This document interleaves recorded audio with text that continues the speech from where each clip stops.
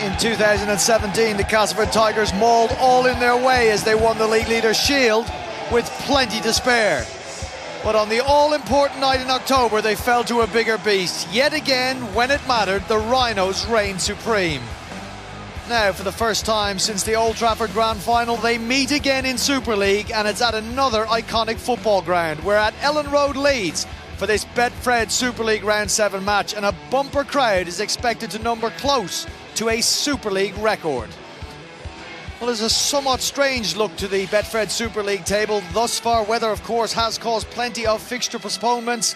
Leeds Rhinos with 5 games under their belt so far. Widnes and Warrington in between themselves and Castleford with 7 matches played.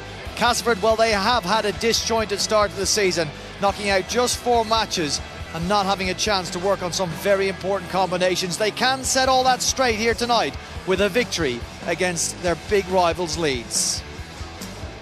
All right, there are 5 fixtures tonight in round 7. Last night you would have seen the Widnes Vikings beat Salford 24-16. It was all Salford for most of that first half. Widnes struck back late and in style. 2 crucial points for Dennis Betts and his men.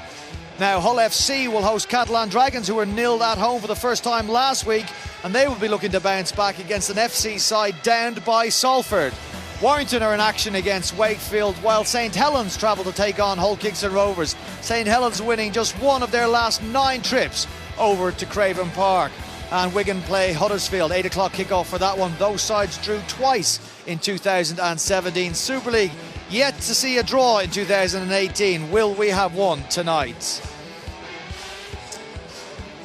Yes, Leeds are back at Elland Road. Victorious in round 2 against Hull Kingston Rovers. Now they take on the side they downed at last year's Grand Final. Can the Tigers erase some of those miserable memories from that night in October? Is it indeed even on their minds? Let's hear from some of the players and both coaches now ahead of this crucial game for both of them.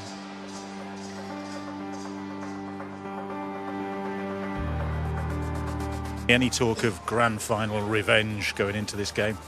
Oh, no, not really. I don't think that's going to help us. You don't want to be over-motivated. I think we're in a good place. We're motivated for this game, and we are for pretty much every game, I think. So, we're just looking forward to it. It's a good challenge. Leeds probably put a marker down last week by beating Saints the way that they did. They hung in there and got the job done, and the same team tonight, so we know it'll be a tough challenge for us. Obviously we want to put a good spectacle on, a good show on. I think that's what we think, and obviously they've really promoted this really well, and obviously a big crowd. I think they're expecting 24-25, maybe they can pip it. So no, it's a great atmosphere, it's a great place to play rugby league, and no, we're just excited to get there. But yeah, at the end of the day, it's 2 points and we need them. These are the type of games you look forward to, aren't they? Packed house, hopefully a Super League record, and there's a good chance that there'll be quite a few more Leeds supporters here, but our Cas fans are pretty loud and vocal, and I'm sure they'll make up for it.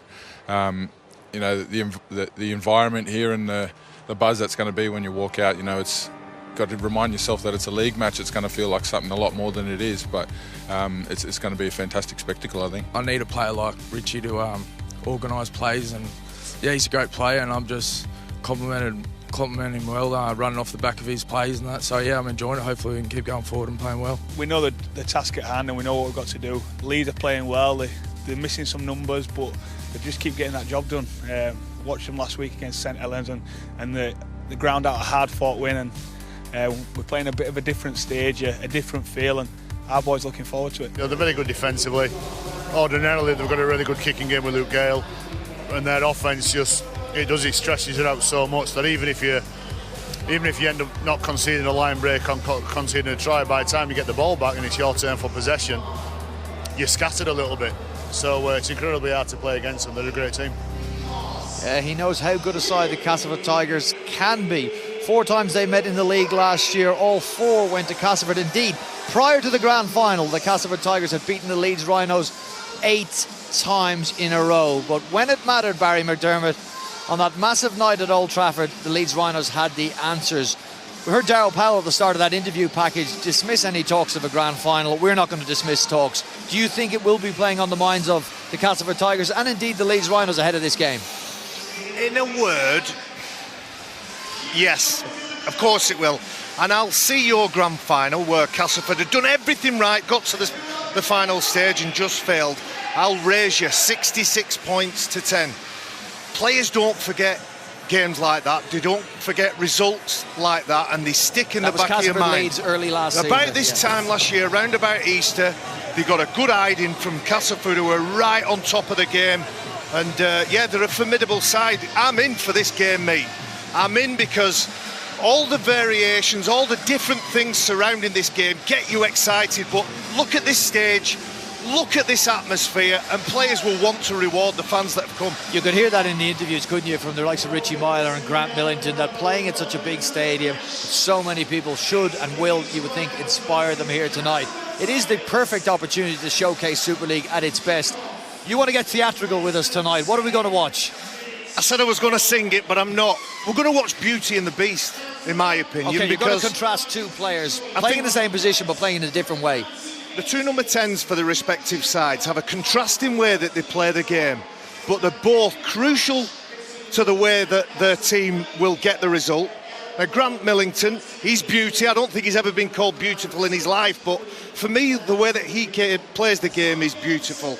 He's got skill, he's smart, he's crafty, he can play before the line, through the line, and can do the tough stuff. But if you're talking about the tough stuff, I don't think there's a better man in the game at the minute than Brad Singleton. He's the beast. Okay, he was named in an unchanged Leeds side, of course, very impressive against St Helens. Castleford have made 3 changes from their last outing. Singleton was very good in the victory over St Helens. Saints were unbeaten.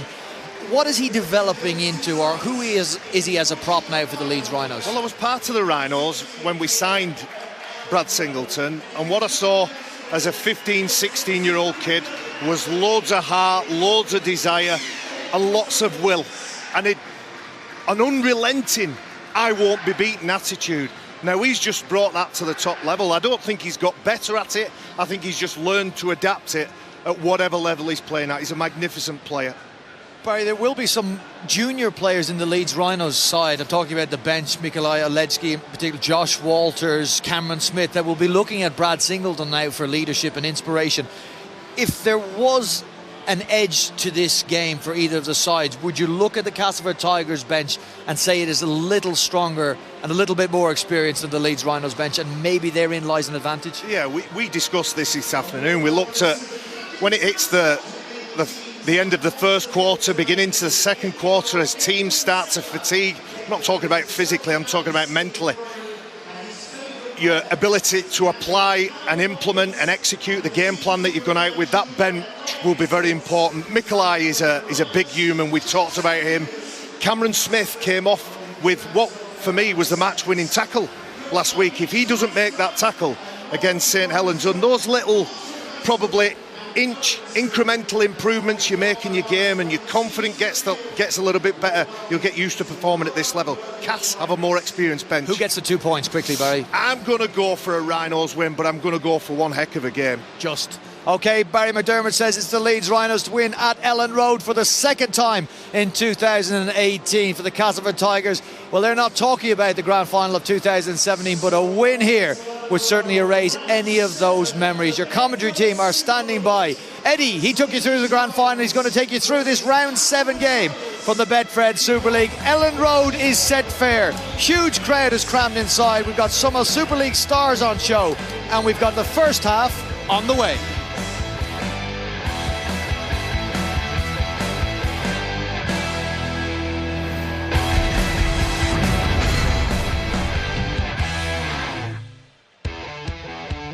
So it's the much anticipated repeat of the 2017 Betfred Super League Grand Final, and Leeds back at Elland Road for the second time in just over a month. Will it be a repeat of their Old Trafford triumph, or sweet revenge for the Castleford Tigers?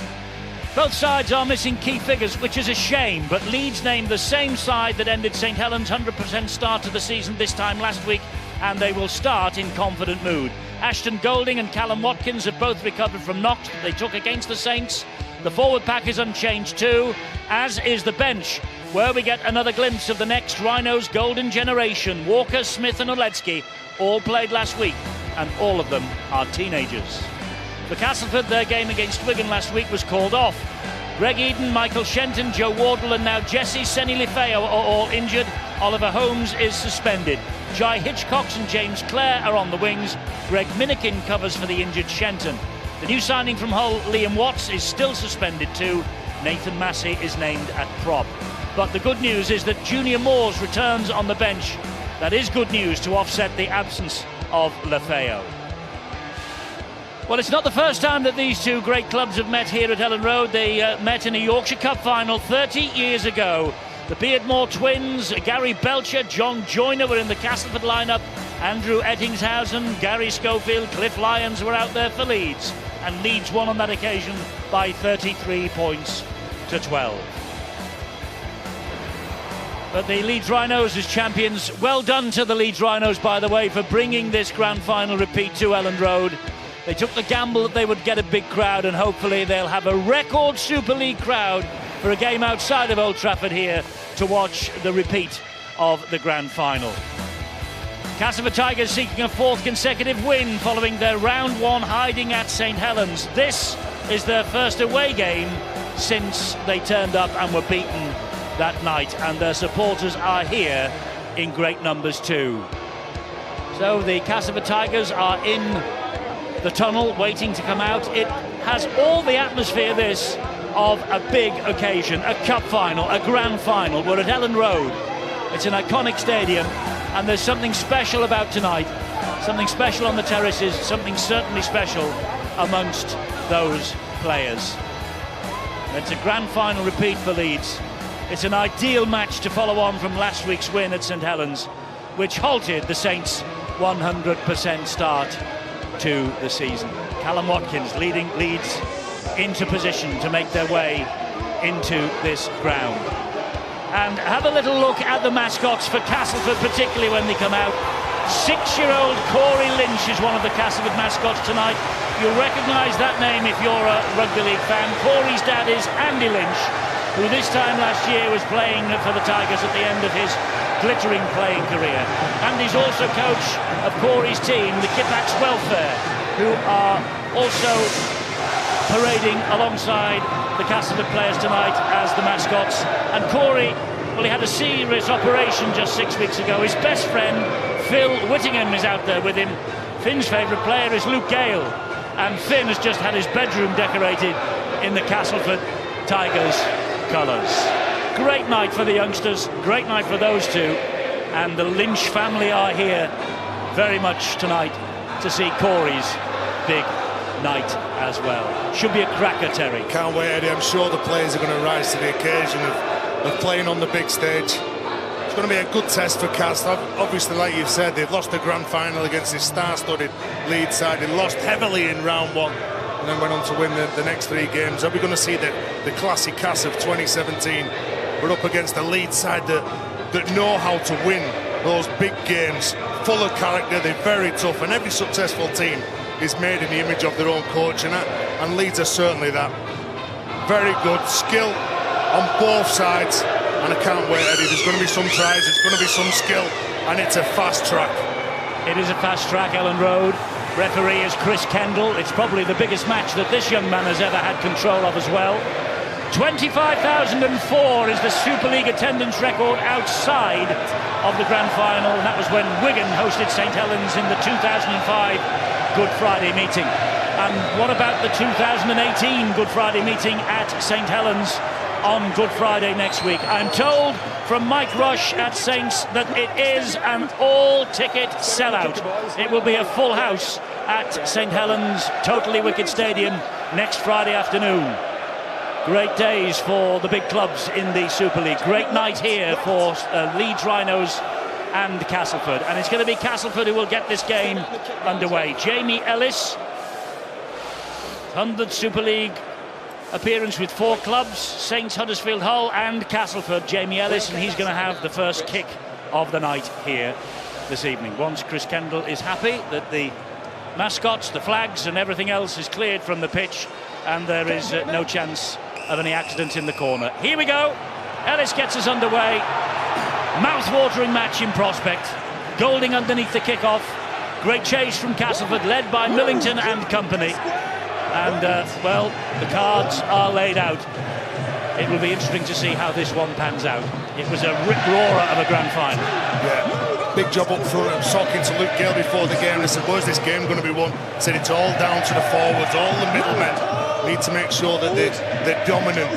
They get over the top of their opposite, they really take them on, because you do know if you're playing games like this, there'll be your opposite flying up line, trying to get a shot on you, trying to really intimidate it in the early stages especially.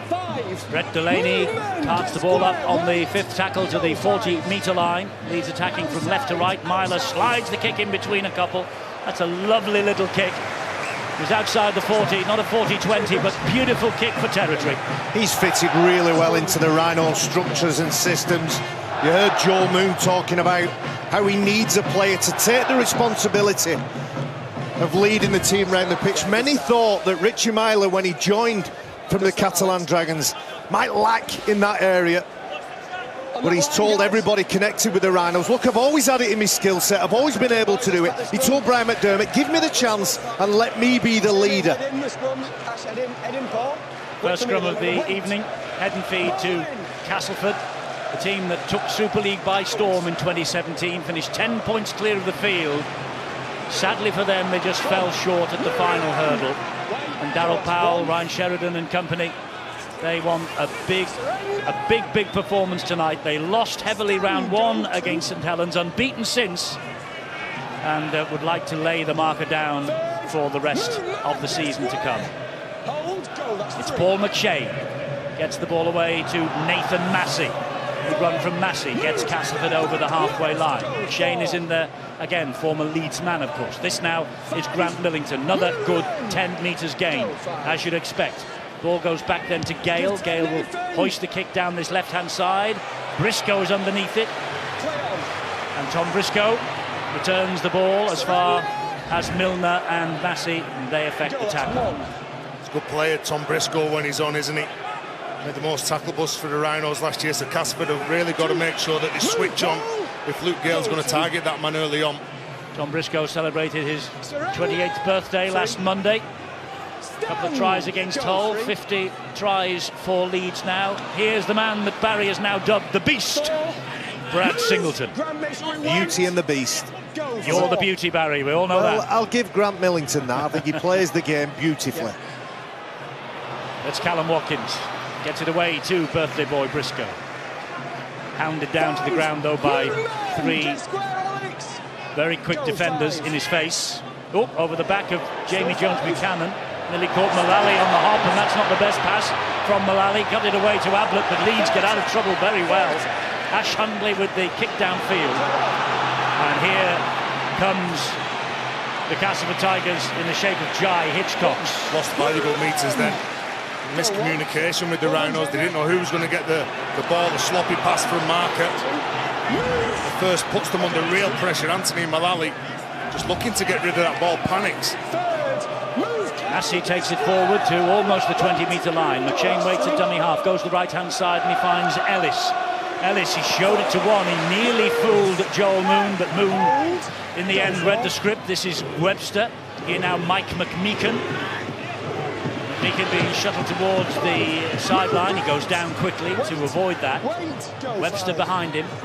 He fires the pass to Ellis. Ellis then finds Gale, and Gale will kick it high to this left-hand side again, looking for James Clare, finding James Clare. Did Tom Briscoe tackle him in the air? Yes, he did. It's a penalty to Castleford. Didn't he do well in the air, James Clare, to get that ball? It was a clear contest, wasn't it? But you could see Tom Briscoe, as soon as he left the floor, he knew that he was beaten, and he puts hands on James Clare. Gives the penalty away here. Good field position for Luke Gale. Well, we've seen many times already this year, and it has been a habit in the NRL in Australia too. Early penalties, they take a kick for goal. This is a little bit wide, maybe a little bit too much to ask. They're running it. They are, Eddie, and got great field position. I'm going to keep a close eye on Ben Roberts in this game. Darryl Powell's had to change 2 of his 4 most important spots, your fullback, your halves and your hooker. They got Jamie Ellis in there, they got Ben Roberts. He's sticking with Ben Roberts, but because of lack of game time, we haven't seen the best of Castleford. The fullback's going to be under a degree of pressure now to show he is the man for the job. This, meanwhile, is Gale attacking the line, gets the pass away, and Minikin, operating tonight in the centres, is halted by Myler's challenge, helped out by Watkins and Jones Buchanan. A metre away, McShane fires the pass to Gale. Gale slides the kick through. It's a lovely kick, and it's a lovely try for Ellis. And it looks like, I was going to say, looks like he's going to give this first time off without reference upstairs to video referee Ben Thaler. Got to try. They've got to try on the field. Just check onside, offside, and they please. have to check onside, offside. Must have had a call from the sideline, but everything looked okay. Well, that's what they're going to check for. Should be able to tell from this. Is he onside? Well, it looks like both feet are behind the ball. His right foot's in the air. Providing he grounds his ball correctly, I think this try will be given. Can't see anything to be worried about the grounding. It's grounded short, but he slides over, maintains possession of the ball. This try should be confirmed. It'll be a great start for the Castleford Tigers. Ben Thaler is in the video referee booth tonight. He was in the middle last night at Widnes, and his decision is a try. The Castleford Tigers are up and running. 4-0 they lead, 5.5 minutes gone. Jamie Ellis with the try, his first try of the season for the Castleford Tigers. Well, here's the penalty that leads to the field position from Tom Briscoe when he takes out James Clare. And what you've got is a man with real vision here. The gap's just opened up. Somebody pushes up a bit too hard. I think it's Brett Delaney. There's a gap that's spotted. He slots it in behind. And Jamie Ellis, that man, I thought he was outstanding when they played against Hull FC a couple of weeks ago on Sky Sports. Yeah. Well, he's in his second spell at the Tigers. He was with Hull Kingston Rovers last year as they marched back to the Super League. 349 points he scored in 2017. That was a personal best tally for him. So here's the reigning man of steel, Luke Gale, bang in front of the posts. He makes no mistake with that kick, and the Castleford Tigers have had the dream start for Darryl Powell. They're ahead by 6 points to 0. Well, Brian talked about the importance of the spine having almost a telepathic understanding of one another. 7 kicks for 6. The gap and the space was open. Anthony Mullally didn't match the intensity of Brett Delaney's line speed. The space was there. Stay behind the kick. Good skills. First try to Jamie Ellis and Castleford Tigers. Remember this time last year what Castleford did to the Leeds Rhinos. 66-10 victors they were at the Jungle. Not many people thought that they would be able to recover from that. Brian McDermott did, and boy did they recover. They came back and won the championship. McMeekin with a run and gets a penalty. Callum Watkins. A shoulder charge. Hasn't he developed over the last 3 years? Mike McMeekin stands on the back line, really ramps up onto the ball to get them going forward, and Chris Kendall says there's a shoulder charge from Callum Watkins. The first one is there, yeah. That's the one. He dips low, he tries to hit underneath the ball. And he forces that, Mike McMeekin. His intention is to hit and to hurt while he's carrying the ball. That's the reason Callum Watkins doesn't normally have that in his game. He gives that penalty away and repeat possession to Cass. Here's the beauty that is Grant Millington. You like that, didn't you? I don't know whether he will. This is Adam Milner now. The unsung hero of last year, Adam Milner. I thought he was quality last year. The way he really led the side in defence especially. And a solid run from Mike McMeekin, halted by Delaney and Ablett. Here is Massey. Straight into the chest of Parcell, but that's good defence from Leeds. Pushing back 4 or 5 metres before he hits the ground. Now it's Ellis again. He will hoist it down that right-hand side. Brian Hall's underneath it, but so too is James Webster. Webster keeps it alive. He finds Ben Roberts. Ben Roberts isn't tackled. And if they spread it here, Leeds might be in trouble. And here goes McShane. McShane to Minikin. Minikin wide. James Clare. Second try for Castleford. Vintage Castleford. 2017 all over again. On the last tackle, they took the gamble. They spread the ball wide. James Clare with the try. Well, back at Castleford as well in 2018 is James Clare. And how about that for a Super League try? Well, it all comes from this run from Mike McMeekin. 3 defenders can't handle him. And referee Chris Kendall says, I don't like that shoulder charge. This is the last tackle. They look good tonight, Cass. They look like they're on. Look at the players searching for the ball. Ben Roberts, the man under so much scrutiny for Castleford Tigers. We know he can do that time after time. Paul McShane, delivers a pass, and it's a quality finish on the end. But it's the alertness and the urgency of Castleford that get this try. The challenging Leeds on the edges, aren't they? There's been 2 high kicks that Leeds haven't dealt with. They've scored on the back of 2 penalties, and it's the unstructured play from Cass that we loved last year. And what about that for the second try in this game? Wow, they look like they're on fire. James Clare with the second try. 10-0 to Castleford. 9.5 minutes gone. Better than a point a minute for last year's league lead, the Shield winners, against the champions. Luke Gale. Well, his first kick was elementary for him, right in front of the post. This is a lot more difficult. Half a metre in from touch on this left-hand side.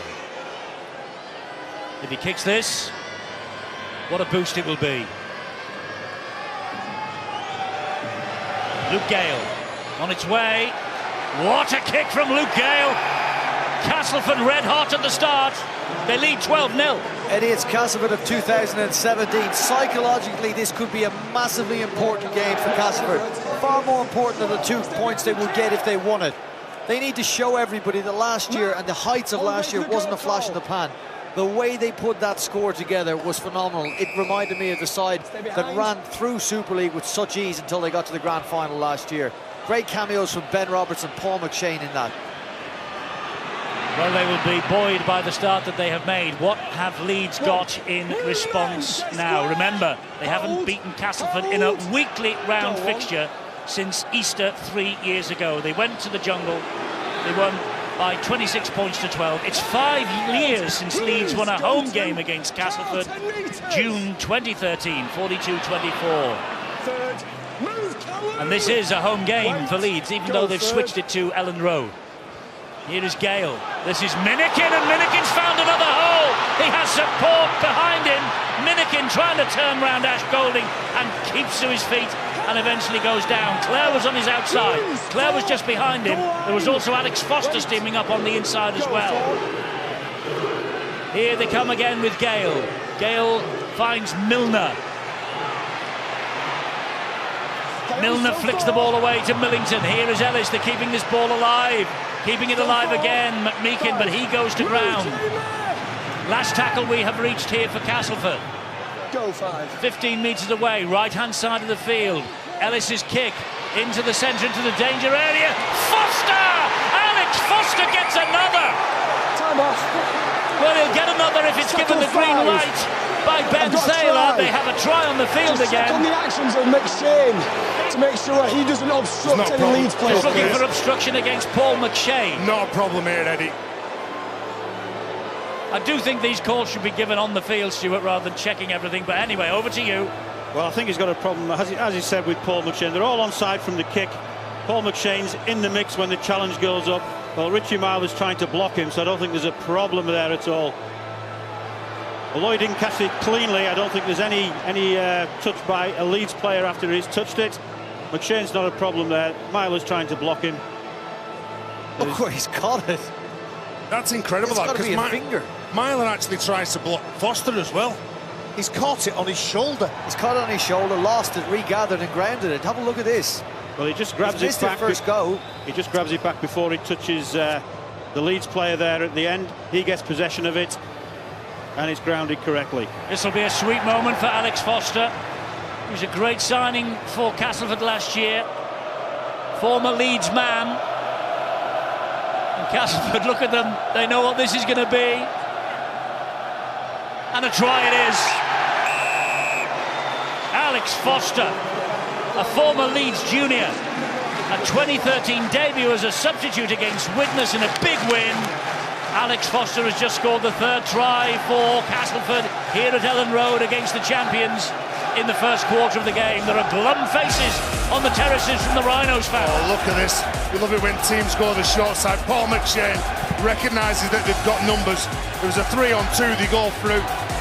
And they've started to be real intent, blowing the Rhinos away. And the options that Jamie Ellis has got over on the left-hand side, he knows that if he can land that ball near to that try line, there's going to be some nervous defenders.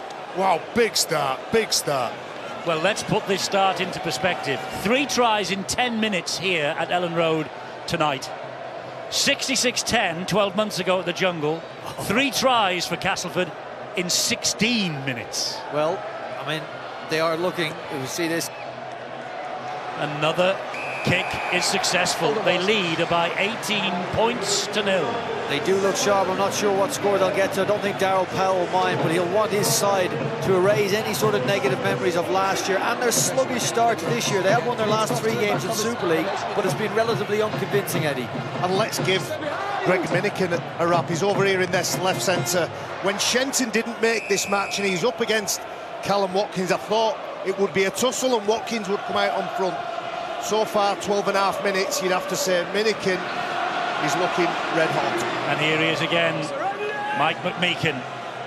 Stand, go one. This is Millington. 2. Movement, Jamie. Tackling's good from Leeds this end of the field, but Castleford are finding holes in their defence when they cross the halfway line. And Eddie, I'll tell you another similarity from 2017. How many times did we watch Castleford go 1 try, 2 try, 3 tries back to back? Some familiarity about that sequence for the Tigers fans. McShane might have been penalised there for moving off the mark. He went on his hands and knees a couple of metres forward after the tackle. Here is Gale again. Crossfield kick, bounces horribly in front of Briscoe, who dealt with it well. Now what do Leeds have in response to this whirlwind start from the Tigers? And it was another big set of 6, wasn't it, for the Cas Tigers? It's always a dangerous sign when the dummy half's running and Paul McShane making far too many metres. So Brian McDermott will want him to tighten up in the middle. And Watkins, Leeds captain, puffing his cheeks out, trying to get through those 3. Try score a Foster last man off him. There is Singleton, here is Myler. Gives it then to Joel Moon, and Joel Moon has broken through. That's an important tackle by McMeekin, that is. It's now Ash Handley. 2 tries last week, clinched the win against the Saints from him. Reached the last tackle, kick from Myler coming up. Oh, and it just ricocheted off the knees of Millington and he pounced on it gratefully. Well, it wasn't the best kick, was it? There was 3 Leeds Rhinos players heading towards the sticks, but he just couldn't thread that ball through the cast line. Nice and tight, compressed, working really hard together. Know that Leeds are going to be really physical. Just couldn't get it past that man, Grant Millington. Yeah, not the best end to that set of 6 for the Leeds Rhinos. And McShane to Luke Gale. Gets it away to Foster again. Foster almost poked his nose through once more. McShane. Last tackle it is. High off the boot again of Luke Gale. Chase on. Golding gets to it. Clare gets to Golding as soon as he received that ball. Little help from Minikin. There's no progress made forward. Castleford turn it over deep in Leeds territory. Here's Briscoe. That line speed though, this is where Cas worked really hard last year. Really up the ante from 2016 in the defensive stakes. Getting off the line worked for them. Really restricting those metres that the opposition was making. Ryan Hall trying to bully his way up towards the halfway line. That's 4 gone. Matt Parcell. Oh, and they concede the penalty. Nathan Massey was a little bit slow to allow Ryan Hall to his feet. And Ryan Hall was fighting for his feet. Or didn't they need that, the Leeds Rhinos? They've had virtually no possession. 15 minutes on the clock, and Ryan Hall, who I think that's probably the first time he's touched the ball. So he uses that energy, fights to play the ball quickly and forces the hand of the referee. First penalty of the night to the Leeds Rhinos. Castleford have had 2. Grant, when you're playing the ball, make sure you get a foot on it. Go. So Leeds will start again from just over the halfway line. Handley gives it to Delaney. Delaney to his feet, and Parcell. Mullally trundles the ball forward once again. Castleford trying to turn him over on his back. Mullally fighting to get to his feet as well. Parcell finds Myler. Myler gives it then to Moon. And Moon, under pressure from Ellis, gets it away to Ash Handley, who loses the ball forward. 0 tackle here for the Tigers, and Hitchcocks takes it. Quite happy Castleford just letting Leeds play laterally, letting him shift that ball out as Cas looked for the miracle ball over the shoulder from Minikin to Clare. Well, fortunately it goes forward. It's Tom Briscoe who's absolutely bent Greg Minikin in half. Took the risk, took the gamble, and that player was going to get to the ball. Luke Gale passes this. Watch this. right into the ribs, ends up on the floor. He's breathing deeply at the minute, Minikin. Got to work in tandem with your centre, and if Callum Watkins goes in, that's exactly what Tom Briscoe's got to do, and you're right, comes up with a decent shot and forces him into making that mistake. Well, he was alert to the danger, Briscoe. Good job he was as well, and good job the pass went forward. Minikin's pass to this near side. And he would have been away again. James Clare was hunting a second try had it reached him. As it is, Leeds are looking for their first. And this is Parcell and Ablett on the charge.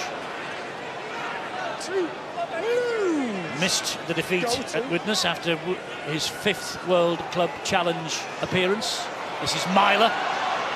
Jones Buchanan. Leeds within 6 metres now of the Castleford line. 3 tackles left. Myler into centre field. Moon trying to tease the defence out of its line. Gives the ball then to Handley. Jake Webster has pinched the ball off Handley. One-on-one. That's a mismatch. He's so strong, is Jake Webster. He was a standout performer last year, Jake Webster. You've got to feel sorry for Joel Moon. He was skirting across the line. He was looking for one of his teammates to come nice and tight for him.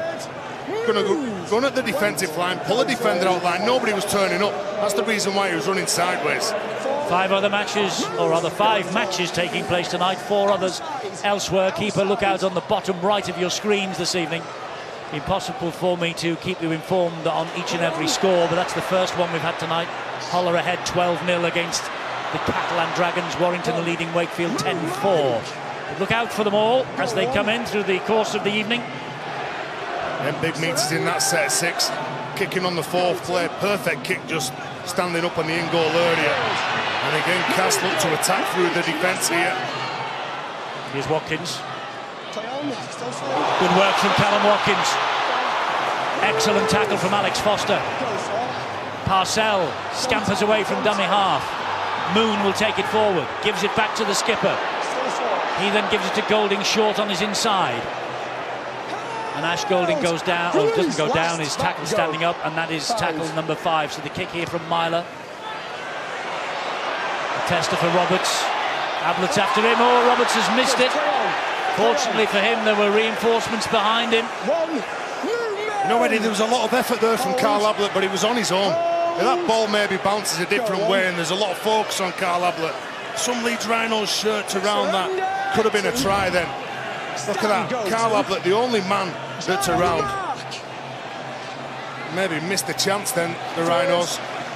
But I think, to be fair to Roberts, he must have seen him coming out the corner of his eye as well. Play on, still free. It was a big effort, as you say, from Carl Ablett. 4, move, back and weight. McShane now is the dummy half for Castleford. Gale gone for a 40-20 here. Just didn't quite get the angle right. It's not a bad kick for all of that into the in-goal area. The chase will get there in the end. And it's another early kick, Eddie. Castleford Tigers kicking on the 4th, challenging Leeds. That energy battle that takes place in every game. Castleford with a lion's share of possession. Leeds Rhinos under all the stress, having 3 tries scored against them. Have to try and compose themselves, inch the way back into this game, but Cass Tigers will not let them. This is Myler, who's been fed there, and there's a bit of space for Myler, but again he's on his own. He has Moon in support. He flicked the ball back to Moon. Important ankle tap. That's halted the momentum. Well, he did everything right then, didn't he, Richie Myler? Slowed up the tempo of his run, tried to set Joel Moon free. Here's Myler again, going back down that left side. Ablett. McShane gets to him, but Ablett gets the ball away to Moon again. They've asked for the kick through into the in-goal area. There it is, a possibility. It's a try here, I think. It's a try for Mikolaj Oledzki. He points where he wants that kick to go, Mikolaj Oledzki. The referee's happy with it. Good energy. Off the bench, trying to lift his side. We saw it last night with Widnes. Can the Rhinos bench do the same? Well, they're clearly onside from the kick. All comes down to the grounding. Quite a bit of traffic in the way. Who gets there? Does he get possession of it? I think he's knocked that on. He's knocked it on. It hits his arm and then goes to ground. Now, if he regathers it, Stuart, before it hits the ground, he would be given the try, but he can clearly see it's not. He has to have a grip on the ball because it's in the air, it's not on the ground, so he's got to get possession of that ball on the way down. If the ball was on the ground, he just has to get his arm on it, but you can see there, it knocks it to the ground. He never has possession of it. So this will be disallowed. Well, let's credit Castleford Tigers. There's 3 cast shirts there, making it a difficult enough job for Eledzki. I agree with you, I don't think he gets downward pressure. Just for clarification, Stuart, on-field's given a try. He needs conclusive proof that Eledzki's touched the ball. Well, he does. He needs to see a knock-on. And I think there you see the knock-on. There are lads in the studio, we're talking about youngsters on the bench for Leeds. Well, he went very close here. It's going to be no try. Castleford supporters celebrate. Eledzki grits his teeth, and Brian McDermott knows that one has just slightly got away. Well, I like what he did. He looked over and he called for that play. And the lads were talking about the youngsters on the bench for the Rhinos, but I think what you get with youngsters, they play with no faith. They want to be involved in absolutely everything. And that man there, 19 years of age, if you consider the time he spent at Bradford, Featherstone and his Leeds appearances, he still made 28 first-team appearances, which is absolutely incredible in the position that he plays. And only started playing the game at the age of 14, wasn't born and bred, wasn't one of these players whose father played it and was integrated into an amateur club. He stumbled across the game, he looked like he could play it, and he's got the right frame. I think he's got a massive future. Polish-born is Nikolaj Oledzki. He was born in Gdansk.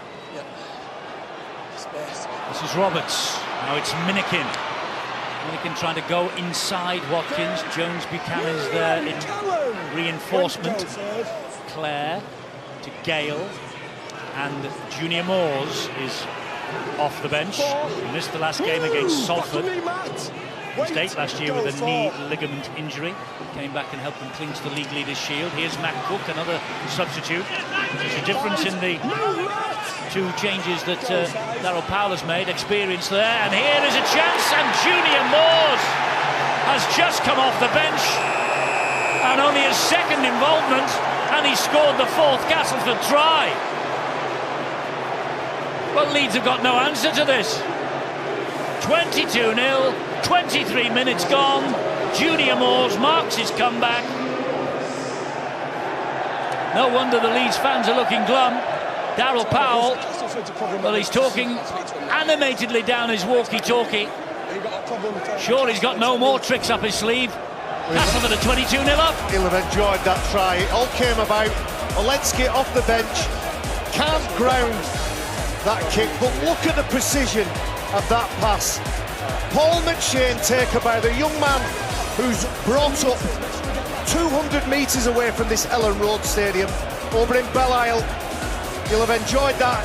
He rises to the occasion. Look at that bullet pass. And there's no stopping that fella that close to the line. Do you know the footwork of the big fella? He just does young Eledzki, doesn't he? A little bit of a shift, a little movement that goes on the outside of him. And they made 80 metres in that set. Incredible start from this cast side. You think Nikolaj may be guilty of looking back towards the ruck a bit much? He's got a man in front of him in Junior Moores, which is his responsibility. I mean, when it unfolds, it is a great pass by McShane, but that's Eledzki's tackle all day. Look at them, the Castleford supporters. Season started badly. Huge defeat at St Helens. Darryl Powell first to say they were awful. They've got themselves back into this season ever since. First away game since that St Helens drubbing, and look at the scoreline. 24-0, Castleford lead Leeds here at Elland Road. Good hookers will look for that sort of play all the time. When you're defending your line, you're looking for the crash ball. Someone pick a line out. And I say that Eledzki thinks that he's got him, but it's the late shift that just gets on the outside of him, and he gets between Jamie Jones Buchanan, and it's a big play, but that ball and that try was created from that man. And a big part of goal line defence is your communication, and the play the balls were that quick. Leeds had no choice to just guess and try and presume who they've got and let them down on that occasion. Jack Walker restarts. Ryan McDermott has made a change. Ashton Golding, though, is still on the field. Walker now is at full-back. Golding has been moved forward. And Josh Walters has also come on. Sorry, it's Walker who's come on. Walker's come on for Matt Parcell, but it's Golding who's playing up front. Walker is underneath the sticks at the other end of the field, 50 yards away from where this play is. Back line of defence. Incredible. 24-0 Castleford. Ellis drills the ball all on the ground, finds touch. Perfect game plan so far. Well, it seems excellent, doesn't it? From Daryl Powell's men. Then good meters getting over the halfway line, carrying the ball. When the man who's got the ball, he's looking for someone outside him, and Brian McDermott knows that they're getting beat at the basics at the minute. Cass are running hard, they're running with options inside and out. The forwards are making meters after contact, and then the final plays have been taken over by Jamie Ellis and Luke Gale. Well, it's the understatement of the weekend to say that Leeds need something and quickly. Yeah. Whether that be points, Eddie, or whether that be just a better showing, really. Get more field position, chance their arm down near Cass's line, but again, Cass look like they're just well and truly up for this. Here is Ash Handley, almost past Jamie Ellis. Ellis held on to him and just released him in the nick of time. Interesting that Parcell is off the field, replaced by Golding at dummy half. I can only imagine it's a knock. Here is Golding running from dummy half. Last tackle Leeds here, 15 metres away. Myler stinks it into the space for Watkins to claim, and Watkins touches down on the line. He gets that ball down, I think. It's going to go upstairs again. I think he's shorted it. He does everything possible. Callum Watkins is well short when he catches it. The referee likes the look of it. Well, that's important. He was close. Yeah. He's going to be closer than my initial feelings was it was short, but this one shows more. Again, we're checking the kick. Looked like he's onside, and it looks like a clean catch. Information came from the touch judge on this near side, so I think he probably had a decent view of the line and where the ball went down. The information about the try. So he's got to get the ball onto the line without his ball-carrying arm hitting the ground. Because if his ball-carrying arm hits the ground, then the tackle's complete. They're still up off the floor there. Can he get it to the ground? It's still moving. He's still entitled to move it. That's a try. And it touches the line. It only has to touch part of the line for it to be a score. Holy moly. You know, you go to man, don't you? And Callum Watkins is certainly that for the Rhinos.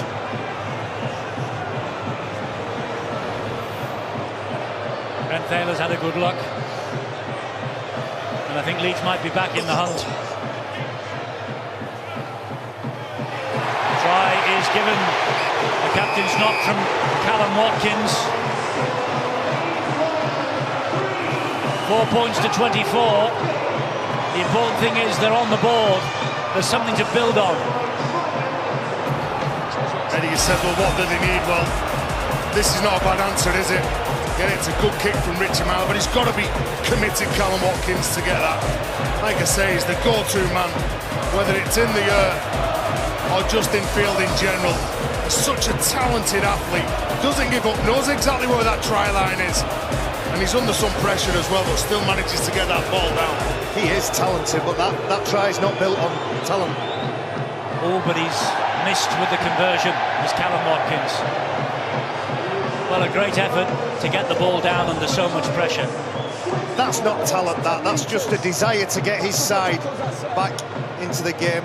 Wearing the skipper's armband in 2018, he knows a lot of the team will look towards him in these tough times. They certainly need his leadership and his involvement, but they need 70 or 16 others to get on the same page. Right, let's get down to Bill for some injury news. Well, Eddie, you were speculating on why Matt Parcell had left the field. He's not injured. He's standing next to the Rhinos dugout, just a few feet away from coach Brian McDermott, who's come down to the sidelines. There's Matt Parcell just shielded behind the team doctor. And Matt Parcell was not that happy when he came off. I'm not sure whether he was unhappy at being actually replaced or unhappy with the way things were going out there. But certainly the change that Brian McDermott has made has had some impact straight away. At least they're on the scoreboard. Yes, they are. 4 points to 24. And this is the last tackle here for Leeds. Right on halfway. Moon pumps that up into the air. Richie Milas chasing this. Roberts takes it cleanly. Enthusiastic chase, though, from Oledzki and Golding. And by the looks of things, Roberts is hurt. That try certainly inspired him, and clutching his right shoulder. There's a problem, Ben Roberts. Is it just the pressure of Oledzki on the top of him? I think it might be. The initial contact is from Ashton Golding, and the big frame of Oledzki comes in. Now they've got Jake Truman on the bench, Castleford Tigers. We'll have to see whether Ben Roberts leaves the field. But I believe that Jake Truman, he's had a run at 6, had some success last year scoring a hat-trick away at Wigan, but his main position, his preferred position, is full-back. So if Roberts has to leave the field, it would be, in effect, a straight swap. And it'd be a chance to see the player given that role. He looks like he's in some pain, doesn't he? Looks like he's in some pain before he hits the ground. Yeah.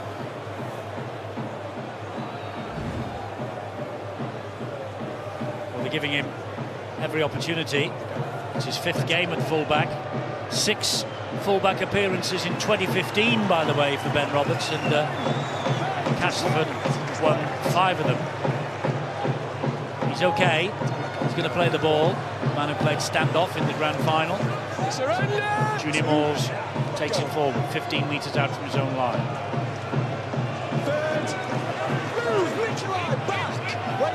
It's a good shot from Oledzki then. On James Green, here comes Matt Cook. This now is Junior Moores again. Flicks it away one-handed to McShane. Jamie Ellis now. Loses the ball. The referee says play on. It's with Webster. Well, he'll go down with Webster, so if they score a try off this, they won't be able to look at that. If it was a knock-on, they're not going to score a try anyway, because Jamie Ellis has just gone for territory down that right-hand side. Scrum feed to Leeds. Looking to regather the thoughts here. On the back of conceding a try. Ryan Hall not taking anything from that then. You can see there's a little strip. The Leeds fans thought that he knocked that ball on. And James Webster was looking at the referee thinking that it was going to be back to 1. So there was some hesitation from Castleford. Tough night for Ashton Golding, playing in the middle, it looks like. Been given the job of defending in the middle, trying to handle those big fellas that have been so effective for Castleford Tigers this evening. Ball comes out of the scrum, and Ryan Hall tries to take it forward. Doesn't make much ground. Watkins. Good defence from Castleford. The referee shouts hell. They have to leave him alone now. That's what they do. Shane pleading innocence or arguing about something or other. That he'd moved off the mark, played the ball away from the mark. I think that's what he was appealing for. Oledzki taking it up towards James Green and the rest. Webster helping out. Lost the ball, did he? No, it's a penalty. Hand on the ball. Hand on the ball, says the referee. Nice strong carry, wasn't it, from the youngster. Kept powering those legs forward. You can see that there was just a little strip there from Cass. Which again, that just invites Leeds into your half. Gives the territory that they're looking for. Delaney carting the ball down the middle. Another try here would set them up nicely for a half-time lecture from the coach Brian McDermott. Made the change in putting this man Golding into dummy half instead of Parcell. Reaped its rewards already. is Moon. Moon gets away from McMeekin, flicks the pass to Walker. Walker then does likewise to Jones Buchanan.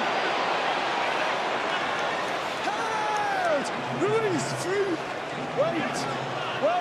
5 metres out, plays the ball. Here's Myler attacking the line, gives it then to Singleton. They have to be strong to keep him out, and they are. Green and McMeekin. This is Golding. Here is Myler. Myler then gives it to Walker. Walker tackled low by Gale. 2 more to finish him off. They're 3-4 metres away. Last tackle here. Leeds looking for something. Myler floats the kick towards the line. It's plucked out of the air by Ash Handley. He'll score. Ash Handley will score here. He's touched the line with that ball, and Leeds are back with a vengeance. Well, they're 24-0 down, and they've hit back with 2 tries up towards half-time. There might be more to come. Champions aren't crowned for nothing. This team never knows when it's beaten. They proved that last week at St Helens, and they are fighting their way back into a match which looked as though it had gone west. Getting a big carry from Nikolai Elensky. Green strips the ball from him, and it's another perfect kick from Richie Myler. And Ash Handley goes up. He wasn't looking to pat the ball down to one of his teammates behind. He was quite confident of catching it, a clean catch, knowing that if he takes it, lands on his feet, all he's got to do is ground that ball, which he did. Watkins adds the extras. Leeds are back within 14 points. Ash Handley 2 tries last week against St Helens. 1 here tonight at Elland Road. Second try from a kick from Leeds.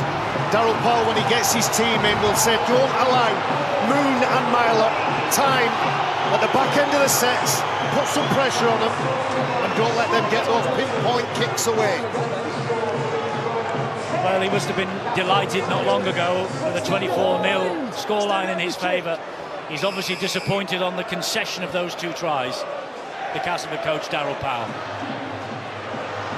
And Leeds just enjoying a purple patch. I think you can understand why, Eddie. Leeds shifted the ball left to right, and it took a great read and tackle from Greg Minikin to stop him scoring a try in the corner. Darryl Powell will be delighted with that defence. And then they go to the kick the next play, and I think it was a relatively soft try to concede from a kick. Mike McMeekin, one of the defenders that would have been in front of Ash Handley, and would normally back himself to stop Ash Handley on the line like that. I think that would explain Darryl Powell's expression. For a second, Jack Walker exploded into the line. Here is Carl Ablett now. Lays the ball to Golding. Golding crashes through 1 challenge, can't get away from the next. They've reached tackle number 5. Be another kick coming here. And it's with Myler, and he had time to measure it, and that's exactly what he does again. Well claimed over on that far side by Jai Hitchcock under pressure from Ash Handley. Wasn't that a good set of 6 though from the Rhinos? Everything was done with purpose. Whether it was Brad Singleton tipping the ball on, everyone pushing up, but then all the hard work in the set of 6 relieves the pressure. These are coach killers, these, Eddie. I think you do everything right, you're back in the game, you're back where you want to be in defence. We've sung his praises. Webster is very, very wily. I was just going to say that, Eddie. We've sung his praises, but as he gets further on in his rugby league career, he'll know how to handle situations like that. You can't always buy that fraction of a second that you need. Jake Webster played him like a guitar. Ellis gets the ball away to James Green again. He made his debut in a round 1 defeat at St Helens. Wasn't a night to remember. It looked like this was going to be a night to remember, and how, when they were 24-0 up. Now they know Castleford, they are in a game. McMeekin. He's getting targeted, Ash Golding, isn't he? Man who's asked to play in the middle now. He is, but he's standing up to the challenge thus far. Here is Roberts, none the worse for the bang on the shoulder. Gets to his feet and will play it to Minikin. Comes into centre field to Gale. Gale then just drops the ball off again to James Green, who is brought to ground. Watkins and Oledzki. McShane goes short side, then goes open, stabs the kick in. Junior Moores again. I almost thought he got to it, and I think Jack Walker came to the rescue. How good is Paul McShane? How good is Jack Walker? Yeah, he is. Branch looking at this one here, he's 26 tackles he's made in the game already. Jack Walker, we've seen, he fronts up and he'll tackle anybody in front of him. But it's about building pressure, the game of rugby league. And Paul McShane knows exactly how to do that. targeted in defence from some of the bigger Leeds forwards. Great They'll always play. try and take him on, but to come up with a kick and then the young Jack Walker to come up with that play as well. Both sides of the ball, great play. And I'm adamant, me, Eddie, that fans contribute so much to the quality of a game. Oh, they've got the penalty. Castleford. Ablett thought he'd nicked it there. Calm down. Carl Ablett thought he'd pinched it. Ball steal. Ball was stolen. Obviously not a one-man challenge. That's the call. Well, there is a hand in there, isn't there? There's the left hand of Ablett. Looks like Cook lost it though at the last. It looks like Cook lost that ball at the last. I think the key there is he's still actually in possession. Although his possession, the ball wasn't right into him, he still had possession of the ball, therefore he couldn't be stolen in the way it was. This is McMeekin. Castleford won't be arguing. Ablett will. Stand, go on. McShane again. Cook. Solid run from Cook, halted by a good challenge from Golding. As you say, Barry's been targeted all right. This is McShane, gets the ball away. James Green. Leeds moving across to cut the options down. Paul McShane waits again. Back it comes to Luke Gale. Gale fires the pass once more. Great Leeds defence on their own line this. They're being examined. Minikin to his feet, plays it again. McShane fires the pass to Gale. Gale then gives it width and finds Ellis. Little drop of the shoulder from Ellis. Was that high from Singleton? No. Go on. Wait. Go. Last tackle coming up. Gale going himself. Wonderful Leeds defence. Stand up, take a bow. Rhinos defensive line there. Well, I'm going to finish my point about the atmosphere creating a good game. It means something. Every action means something. As you see, tempers just bubble away ever so slightly. Leeds, with 15 or 20 minutes on the clock, were gone. They were out on their feet. They've regathered their composure. I'm just going to deal with it then. And the conditioning and fitness of the modern day Super League player is phenomenal. Brad Singleton's effort here. Luke Gale with the show and goal. Brad Singleton's not had a breather. 38 minutes and his efforts have been absolutely quality. I think Gale took exception to the fact that Singleton had an elbow and an arm on the top of his head, and then him and Brett Delaney began a discussion, which was only going to end one way. No. Video ref's looking at it, and then Delaney put a hand on his head and said, "Oh, what's he trying to do to the scrum cap, Brett Delaney? What's that all about?" Just readjusting it for Luke, I think. Nothing in that, Eddie. The ref will deal with this, Chris Kendall. Delaney. For what? Luke! Luke! I don't think it's anything other than a handover, but he's obviously going to talk to him now. Calm down. Lads, come up. Come up, Luke. I tell you what, they're testing the young referee. Go over there now. It doesn't mean anything in this scenario, but I know those two are very, very good friends. I'll deal with you in a minute. Back over there. Well, I've seen you and Barry have a set too. Listen. You've pulled his hat off contributed to that. No, you need to leave. No, Luke. You leave the ball and get out of the situation. That's it. Go away. That's it. Callum. Luke, that's it. Callum. Where is it? Come here. Well, it's a big night this for Chris Kendall as well. Right, when I ask you to come to me, you do not act in that manner again. Is that clear? When we've got a turnover in possession, you stay away. You don't need to be there. It's going to be a turnover over there. Play the ball. Back there. Take a couple of steps back and play the ball. Isn't that good to see, Eddie? Brett Delaney looked like a little schoolboy in the infant's been told off by the class teacher. Well, I think he knew if he opened his mouth, I'll tell you what, he might get a penalty against him. Brilliant. Well done, Chris Kendall. That's a rough school, that, if a young schoolboy's got that many tattoos. Well, they have somewhere, I suppose. Not necessarily saying the infants, though. Singleton. There he goes again. He loves getting involved after there's been a bit of a set to the Cumbrian forward. By the way, you praised Brett Delaney. I think you have to give Chris Kendall a bit of praise for the way he handled that situation. Because he was being tested to the limit there. And here is Delaney running straight at Foster. Into the last minute we go. Myler under pressure. He was then. I think Myler is hurt as well. No action from the officials. No touch judge on. Clear call from the referee saying he was clear. Which meant that there wasn't any dirty play from Paul McShane when he hits Myler as he kicks that ball. Yeah, he was well and truly committed to that tackle then, Paul McShane. And going back to the 2 tries they've conceded, it's because that Myler and Moon have had time, thinking time, to put those kicks where they wanted. So good reaction on the run from Cas Tigers. Foster running strongly at Myler. Here's James Green again. Last tackle probably of the first half. If Green can get to his feet in time, which he does.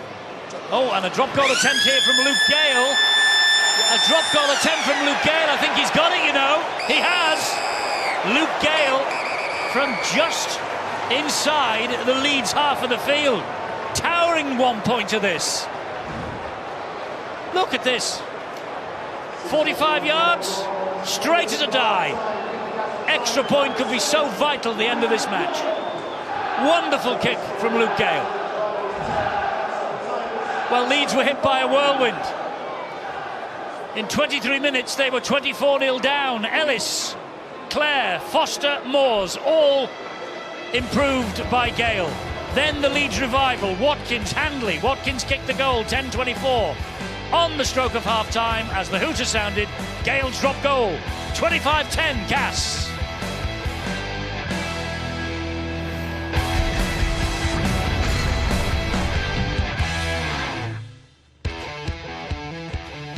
Well, Formula One gets up and running. Well, it is up and running. The qualifying is tomorrow, the Australian Grand Prix, 5 a.m. start on Sky Sports Formula One, and it's race day on Sunday, 4:30 a.m.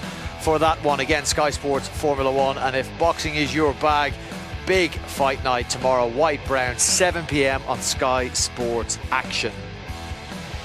It's a busy night in the Betfred Super League here at Elland Road. Leeds Rhinos home for the night. Well, they trail 10-25. The Castleford Tigers, they roared into a substantial lead, leading at 24-0 at one stage.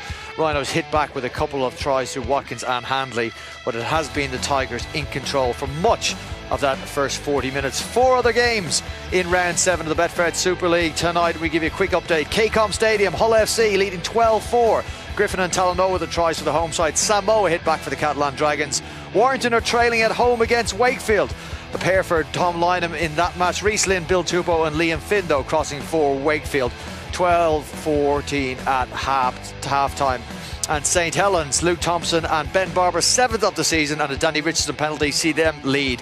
That's the latest score over at KCOM Craven Park, 14-0. And at the DW Stadium, 2 for Tom Davies, 1 for Oliver Gildart and Joe Burgess, and a reply for Jermaine McGilvery on behalf of Huddersfield sees the Giants trail 12-4 at half-time. All right, big night here at Elland Road. John Wells, second game at Elland Road for the Leeds Rhinos, repeat of the 2017 Grand Final, and inside this stadium, it feels like a big game. It's like the Magic Weekend game between the Leeds Rhinos and the Castleford Tigers. It's like the Grand Final. It's got an atmosphere, and we've had a game deserving of that. Yeah, feels like a big game, looks like a big game as well, and he's turning into a big game for both of these sides. Fantastic start by the Tigers. Their enforced rest through the postponement of a couple of games could have resulted in 2 outcomes for that opening 20-25 minutes. And one is sluggish and rustiness. The other is what we saw, which was a blitz, a whirlwind, as Eddie said. 24-0 through the Junior Moores try. These were crucial then. Callum Watkins and Ash Handley's tries. Weren't they? Valuable for the Leeds Rhinos. Darryl Powell in his half-time team talk will be extremely disappointed with that. Close-range tries, pushovers. The second one in particular, soft on Ash Handley. But you give the Rhinos the credit. There's one thing we were talking about this earlier today. This is not a side who will panic. They're down on the scoreboard, but all that experience tells them that there is enough firepower there. Been there, done that. Correct. They have the Leeds Rhinos. The last score of the game was a Luke Gale drop goal. We're going to have a look at in-depth now at Paul McShane's contributions. I don't want to discredit the Leeds Rhinos, but to me it seems in that first 40 minutes it perhaps means more to the Castleford Tigers to get a result in this game, perhaps because of what's gone before in the Old Trafford Grand Final. Yeah, I think they want to confirm not the major piece of form, because the major piece of form is the grand final, but that impressive run of results at club level. This, by the way, from Jake Webster, the only speculative pass in there. Nice decision to keep this ball alive and run from Ben Roberts. But this is where I'm interested. At the point at which Paul McShane takes this ball, he's got some open field in front of him and he's got some options, but he's also got the number one ball player at the Castleford Tigers outside him. It would be the easiest thing in the world to shuffle that ball onto Luke Gale and your job's done. And do you know what? They maybe still would have scored. What he decides to do, I think, is much more valuable for the Tigers team. You have a look at what he does. He makes an absolute beeline for Callum Watkins, because he knows if he can commit the centre, the second man in, then he's going to create an overlap. He's assessing so much at the moment. He knows he's got the legs on Jamie Jones-Buchanan. He knows he's got to fix Callum Watkins and then be cognizant of what's outside him as well. But even at this point, there would still be a temptation to pass the ball to this man. He's been their de facto go-to man for the last 3 or 4 seasons. That he comes out with this, I think he's signalling Paul McShane out now as somebody who is elevating his position both within the club and in terms of the wider game. People are now looking out for him and seeing him as a live danger everywhere. OK, Clare goes over. That came after the Jamie Ellis try. It was 12-0. Alex Foster then scores. It's 18-0. Then we've got this Junior Moore's try. Talk to us about this try from both angles, both Castleford's attack and Leeds Rhinos' defence. So first of all, and again we'll pick out McShane, just keep your eyes on him as he comes in, because he has 3 looks at this. The first one is he passes the referee. There's your first look. And then he takes a big scan and sees what's going on. Big look and an assessment of what's in front of him. And then right at the point of the play of the ball, just another look. I'll show you now what he's looking at. Well, he's scanning. And what he's looking at is a player who is out of position. It's naive play, I have to say. Not scanning. He's not seeing what's in front of him. He's not assessing what's in front of him, and what's in front of him is some real live threats. So you've got the ball player out the back here, who you would imagine in any other given circumstance would be coming out here. I think key for him, though, he's got to look at this line. This is a danger line. It's the line that eventually ends up with scoring the try. And there's a late adjustment from Nikolai Oladzki, because he has to come in. And it's naivety, and it's probably down to a lack of game time and a lack of continuity.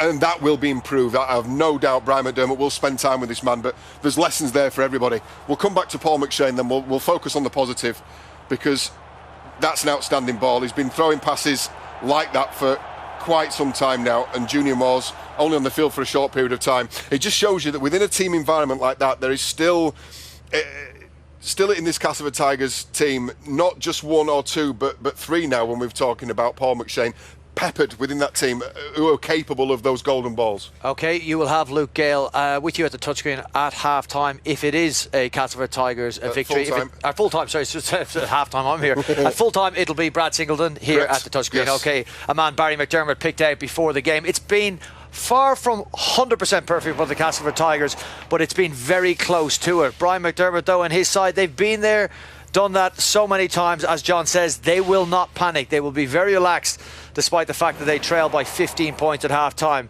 Well, is it the best first 40 minutes we have seen from the Castleford Tigers this season? You would say it'll have to go close to that. Darryl Powell and Danny Orr and Ryan Sheridan just giving you the last few instructions before the players take the field again. Round 7 of the Betfred Super League is coming to you from Elland Road. It's a repeat of the grand final, and at half-time it's the Castleford Tigers leading. Second half on the way.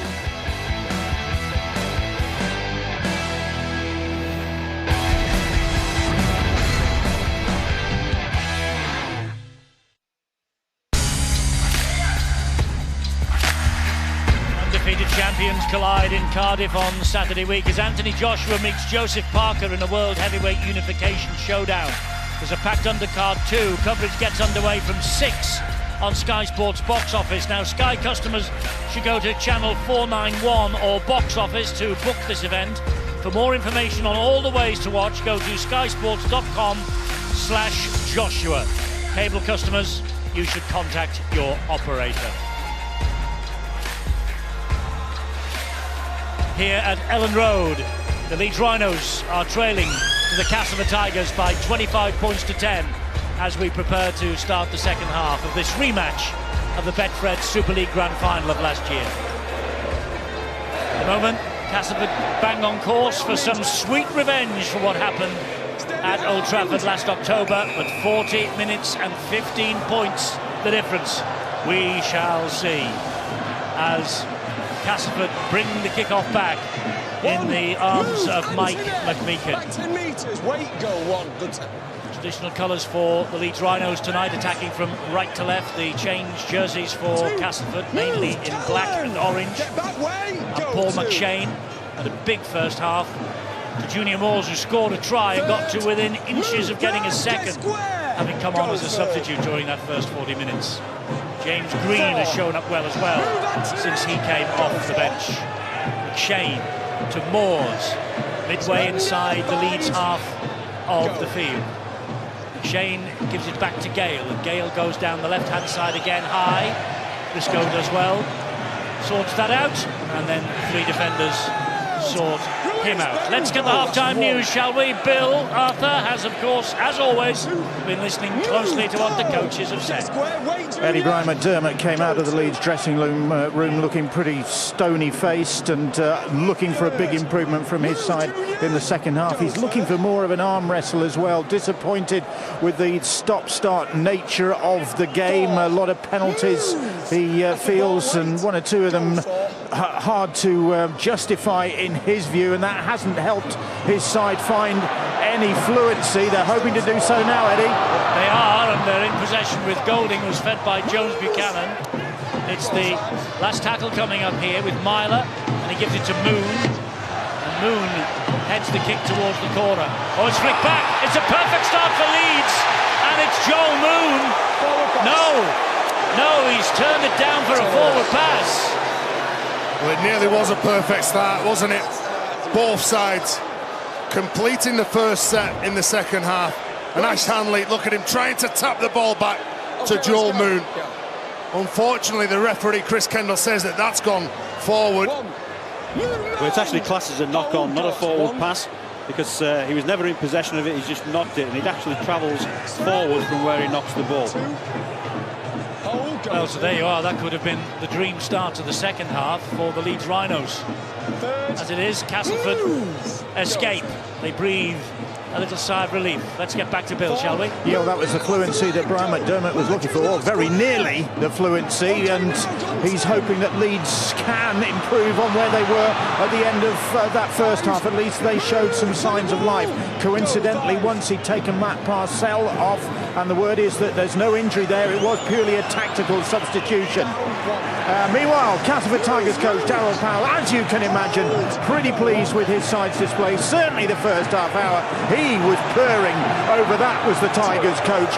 Not so satisfied with the way they tailed off towards the end of that first half, and hoping that they can recapture their mojo in this second period. Will Arthur on the sideline reporting, and here is Golding to Watkins. Minikin on his back brings him down, tackle 4, still inside the Leeds half of the field. Golding goes short to Jones Buchanan. And here's a penalty. Shrill blast on the whistle. And look at Richie Myler. He is pumping the Leeds Rhinos up here. He really is. Well, if they're sat in the changing rooms for 10 or 15 minutes, both of these teams are straight into the second half, 100 mile an hour. Good carry from Jamie Jones Buchanan, who at 36 years of age just keeps coming up with the games and coming up with performances, doesn't he? Wait, go. So here come Leeds then on the back of that penalty. This is Singleton now. Gets them to within 20 metres after the first tackle. Golding hanging centre field, finds Delaney. Delaney taking on this Castleford Tigers defence. 10 metres away now. Golding. Singleton to Mullally. Denied a few minutes ago because of a knock-on. Here now Leeds looking to drive home this advantage. Jones Buchanan. Tackle 4 gone. Castleford on the line. Leeds on the front foot. This is Myler. Running laterally. Gives the pass then to Joel Moon. Moon goes through a couple. McMeekin held on to him, pulled him down. Handley, Myler, short hands, quick hands rather, and that was to Ablett, and Ablett just lost the ball forward. Good defence though, wasn't it? Turnover on the from Castleford on Carl Ablett. He knew he was under some pressure. As soon as this ball's delivered from Richie Myler, James Webster is the man who just gets in his eye line, ducks down. He's just trying to get rid of that, isn't he? Castleford Tigers would have expected. There's a big contact from Brad Singleton on another big man, Junior Moores. And Castleford furious with that challenge. That actually emphasises my point. There was going to be a reaction from Leeds. Castleford Tigers would have expected it. They have to be prepared to ride it. There's a bit of pushing and shoving now. Tempers flare, emotions boil over. Leeds don't like what's happened to them in the first half. They're trying to lift. Moores won't like what's just happened to him in the 45th minute of the match. Behind the line, please. Behind the line. Behind the line. Carl, behind that line, please. This Canada's had a few skirmishes to sort out. Junior, behind the line, please. Behind the line. Brad Singleton, a lot of pushing and shoving, and you can see when Carl Ablett reacted to Paul McShane coming in, and all of a sudden Mike McMeekan was getting involved, and then Anthony Mullally was coming in to protect Carl Ablett, who was on the floor. Time is off. Behind the 10 metres. Well, it's a high tackle, but I think that's all it is. Personally, you know, I don't think there's any more action needed from that. But Ben Taylor, I'm sure the video referee will be trying to help out Chris Kendall here. Okay, captains, Luke Gale. This might be going on report because he's asked for the captains to come to him.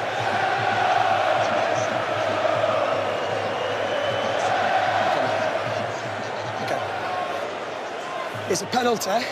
It's a high tackle. Brad Singleton's going to the bin for the high tackle. What I don't need is players running in. That's the second time it's happened now. If it happens any more, then I'm going to take further action, okay? Brad Singleton!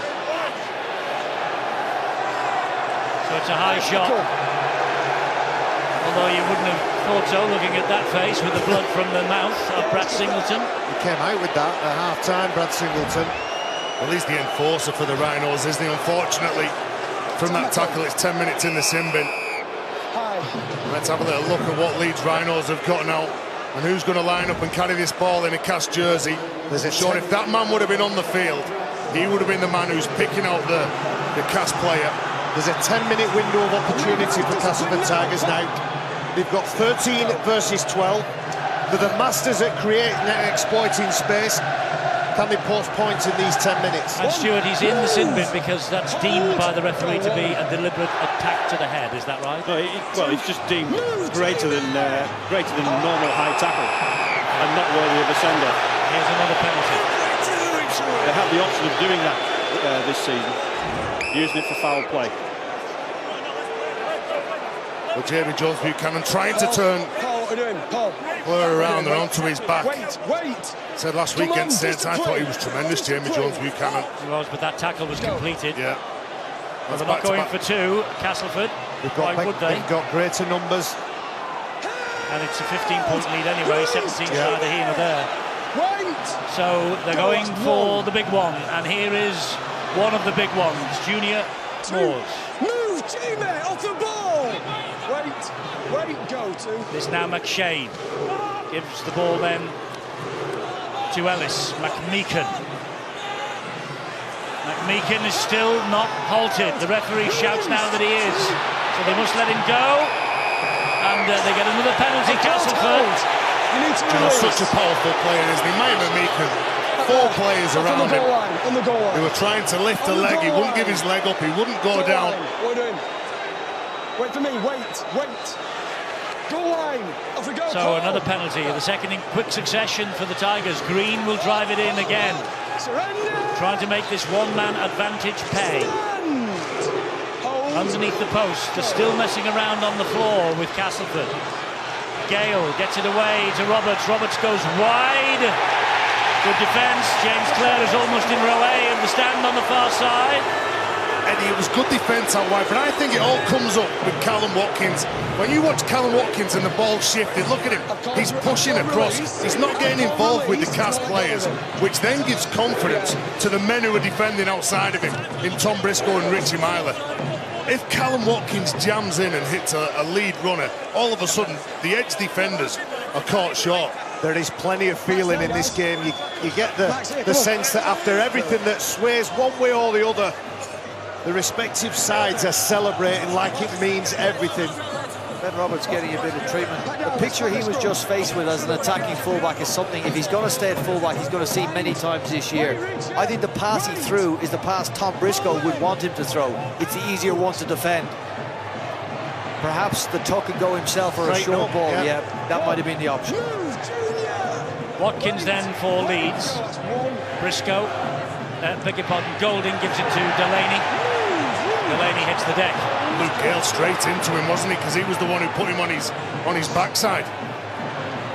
Briscoe surrounded. Little smile from Brett Delaney. He's got the number marked. Mullally.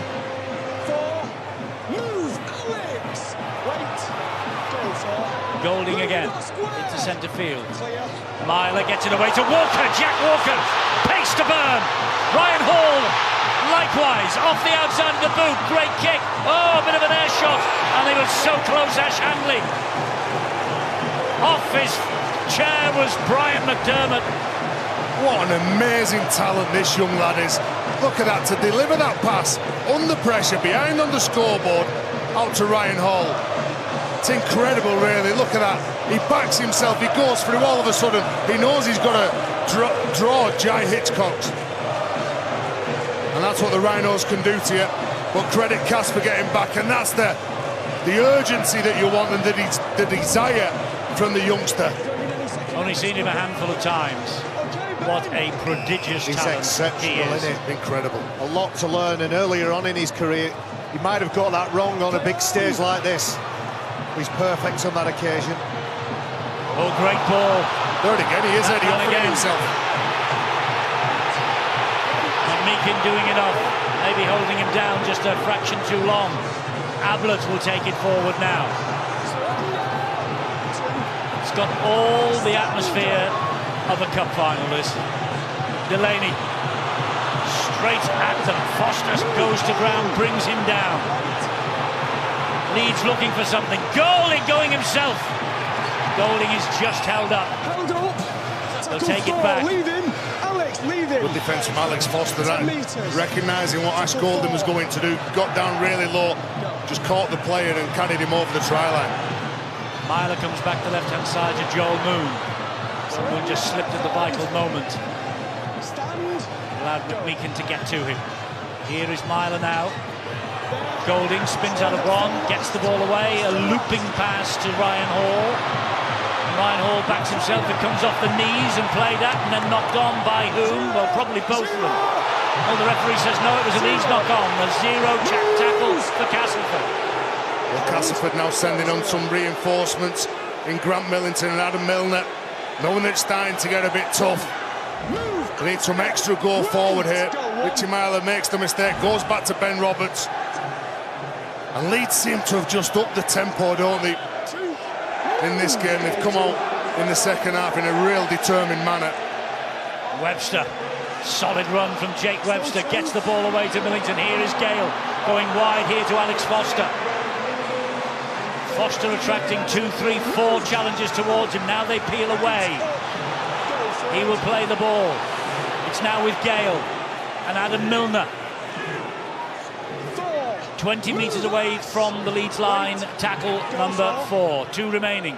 Millington, down the middle he goes. Halted, 10 short.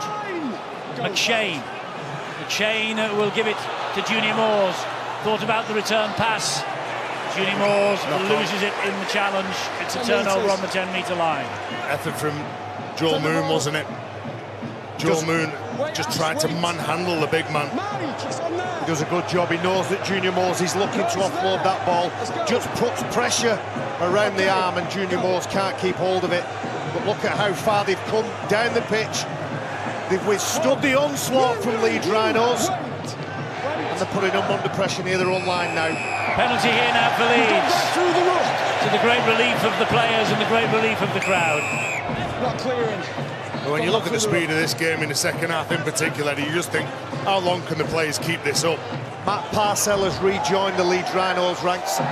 Ash Golding, who started the game at fullback, played the best part of 30-40 minutes in the hooking position. He comes off, Matt Parcell comes on. There he is at dummy half. Josh Walters out there as well. Spins away from Millington, can't get away from Moores and McMeekan. 53rd meeting between the two in Super League. Leeds 30 wins, Castleford 19, 3 draws. Here is Hanley, here is Ash Hanley! Ash Hanley for Leeds, second try. 2 last week against Saints, 2 here tonight against Castleford. The Leeds revival that began in the second half is starting again. Wonderful play from Hanley. Wonderful play from the Rhinos. Richie Myler has come out and he is breathing fire and brimstone across this pitch. Brilliant work from Leeds Rhinos through Ash Hanley. The effort from Ryan Hall forces the whistle of the referee again. Urgency from Leeds. A look at the recognition. He's just come onto the park, sends it down the short side. A beautifully timed and weighted pass into the path of Ash Hanley, and that's just beautiful balance. Stepping, avoiding defenders. He's still got some work to do, Ash Hanley. What about the step to beat Jamie Ellis and to get back into the rhythm and get to that try line? Good stuff, isn't it? Callum Watkins here to close the gap even further. And that's exactly what he does. It's 16 Leeds, it's 25 Castleford. They've certainly got a classy centre in Callum Watkins, but Ash Hanley over the last couple of weeks is showing himself more than capable of stepping in and making that position on the other side of the field his own. As you pointed to, Terry, brilliant footwork. Castleford Tigers left clutching at thin air. I'll tell you what, this is more than a comeback. This is a big warning to the Castleford Tigers. And there's lots of time remaining. Let's go down to the sideline again and Bill. Brian McDermott back down on the sidelines. He's bobbing backwards and forwards from his seat up in the stand. He's back down in the technical area. Tell you what, he's working these hooker changes well. He pushed Ash Golding into the hooking role in the first half. They scored a try. He's taken him off. He's given him a big pat on the back. He sent Matt Parcell out there, and up they come again with another try. He's doing something right. Yes, he is. He's the master tactician, is Brian McDermott. He has been there, seen it, got the T-shirt. Well, Ryan Hall thinks that ball's played out by Grant Millington. I don't know how that can be a knock-on. His arm in that's a penalty. Well, I would disagree. I think his arm's around the ball, and Ryan Hall's lost his grip on the ball, and the ball's come out. There's no attempt to actually pull that ball out. There's weight on that. There's weight on that ball for me, Stuart. You can do that. You can do that. Brad Singleton has returned to the fray from the sin bin. There he is, number 10. And we've only had the one score since he has been off, and that went Leeds' way with Ash Handley. So the one-man advantage for Castleford didn't count all that much. 10 metres away. Castleford in possession now, though, with McShane, who finds Gale, and Gale who finds Roberts. Great Leeds defence again. Again, when the ball moves away from them, they really work extra hard to go out. Maybe again Ben Roberts, does he straighten that play up? He's listening to you, Brian. He's heard you, he's straightened up, but he was dealt with by a stern Leeds defence. And he was having words with Richie Myler. It's passionate this game. Well, Ben Roberts has got a face like thunder, and Richie Myler is wreathed in smiles. I think Richie Myler might have given the old rub on the back of the head. I think few things irritate opposition sportsmen more than that. Good recognition from Tom Briscoe, that wasn't it? There was a leg tackler from Richie Myler. If Tom Briscoe doesn't come in, he's fancy his chances. Well, there's a bit of feeling in the match. Who would you back, doubt about that. Who would you back? Out of everything Catalan Dragons season gets worse and worse. 36-4, they are trailing at home. Warrington 30-20 against Wakefield. Remember, 4 other games taking place tonight. Bottom right-hand corner of the screen. We'll update you on the scores as they come through. It's another hefty defeat on the way by the looks of things for the Dragons. I know there's a lot of space between the two teams on the scoreboard, but how important could that drop goal be just before half-time? It was a heck of a shot from Luke Gale. Luke Gale's drop goals have been quite important, haven't they? Absolutely. Just as St Helens. This is where that's witnessed this year. True, very true. They're separated just to 1 point. This is where Leeds Rhinos need to try and win the game now. By keeping the Castleford Tigers down in this part of the field. Don't give the referee an opportunity to blow a penalty and make Castleford kick deep. Then return and keep building this pressure. They got tries in this Leeds Rhinos side, no doubt about that. That was Hitchcock's playing the ball. This is Minikin. Minikin wasn't tackled, so releases the pass and finds Junior Moores. He'll plough up the middle. There's McShane. Back he comes to Luke Gale. This is a 40-20 attempt, but Ryan Hall was there to cut the attempt out. Something else might be going in favour of the Leeds Rhinos. Jamie Ellis has just come off the field, Eddie, one of the most important pivots for the Castleford Tigers. We'll get an update, I'm sure, from Bill, but that is significant. Well, certainly could be significant. Jake Truman looks to me like he's gone back to full-back now. Good opportunity for him to show his side, his coach, the fans, what he can do in a high-pressure situation. Well, he's watching from deep as Watkins hits the deck. This is Parcell, and now it is with Myler. Moon gets it away, quick hands. Walker again finds Ash Handley, and he is found by Jai Hitchcock's tackle. Walters.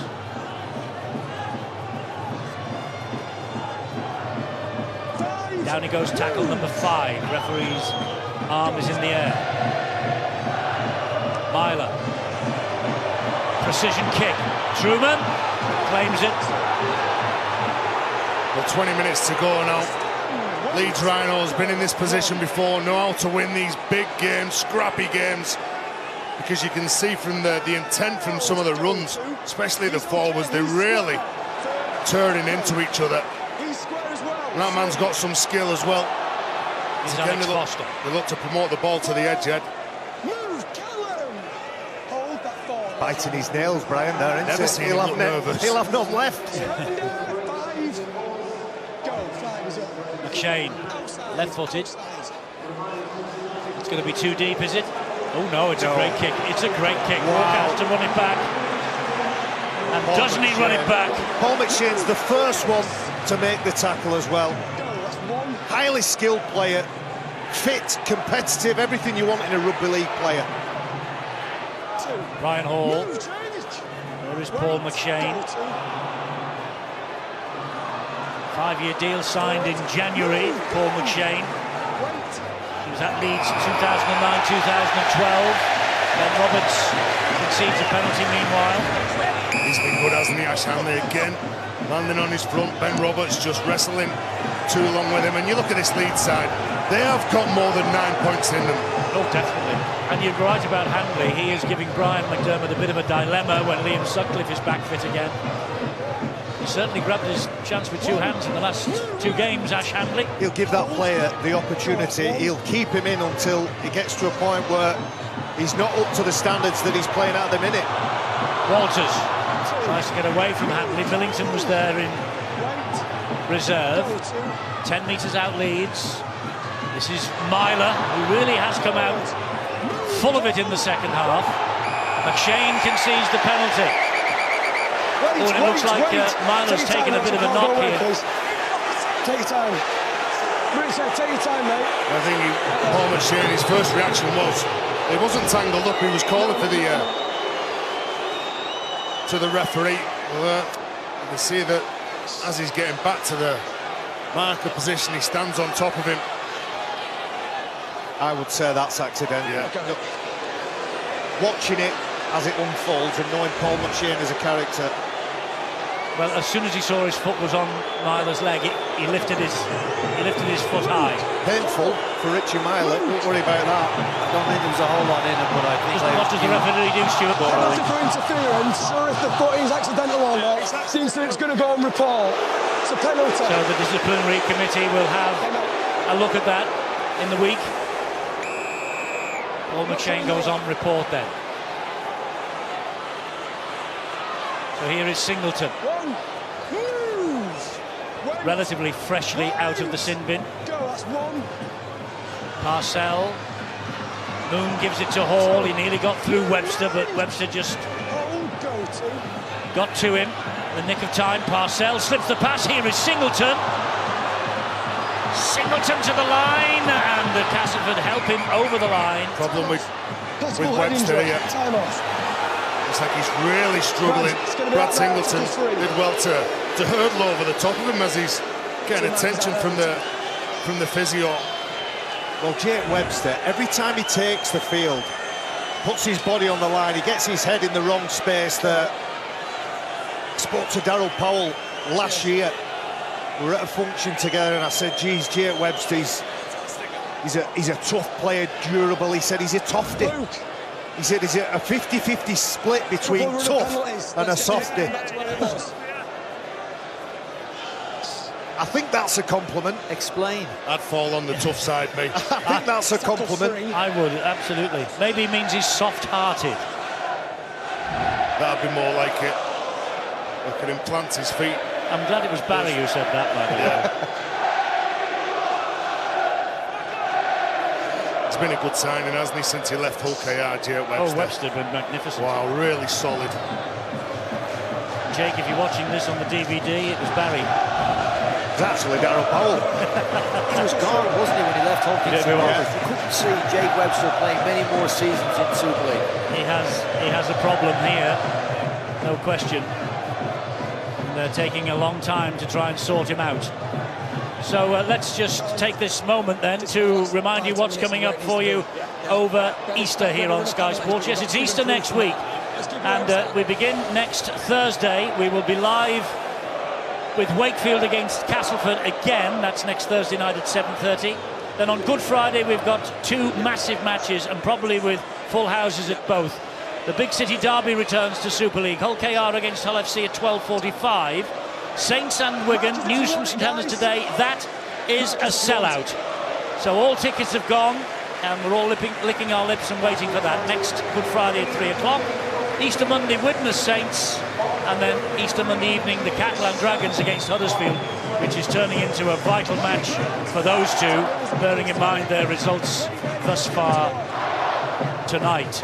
Good news is that Webster leaves the field on both feet, but they're going to obviously have to have a long look at him to see if he can return this evening. Moon now, as the game restarts, pops it up to Delaney. Parcell, 10 metres out. And here is Moon, and this is Ablett. Ablett is just short of the line. Again, Leeds really are turning the screw here. Moon off the outside of the left foot. Big chase on, Minikin to the rescue. Good pressure from Callum Watkins. Because the man who kicked the ball was under pressure from Milner. Look at this. Gets into Joel Moon. But because Callum Watkins was around the ball, it forces Minikin to knock this ball out of the field. Jamie Ellis is back on the field, Eddie. James Webster's right centre position. We've got Ben Roberts and Jamie Ellis defending over there. I thought Ellis was taken off and he might have been injured, but that may have been the case. But necessity has meant that he's back out on the field. I would imagine that would be an area now that the Leeds Rhinos will have a good look at. Leeds Rhinos left edge attack up against Castleford's right side defence. Oh, Mullally goes down like a sack of spuds under Matt Cook's challenge. Wasn't that a good hit from Cook and Millington? He's a big, powerful man, and he wasn't breaking his stride, Mullally. Parcell to Jones Buchanan. He's good, isn't he, Jones? 36, 351st Super League appearance tonight. Has he been off? I don't think he has. No, he hasn't. 64 minutes of intense. Walker finds Handley. Roberts does the job on Ash Handley. Ryan Hall. Moon again. Moon to Singleton. Foster, McShane, Millington, all there to stop him. Parcell, last tackle here for Leeds. Can they get a repeat set? That's a loose pass. Oh, brilliantly scooped up by James James Clare, but he's given the ball away. Wow, just take that tackle instead, trying to get the ball away. Well, Leeds, you just can't stop them at the minute. They're certainly the rampaging Rhino. This is Jack Walker again, the arms free, looking to offload.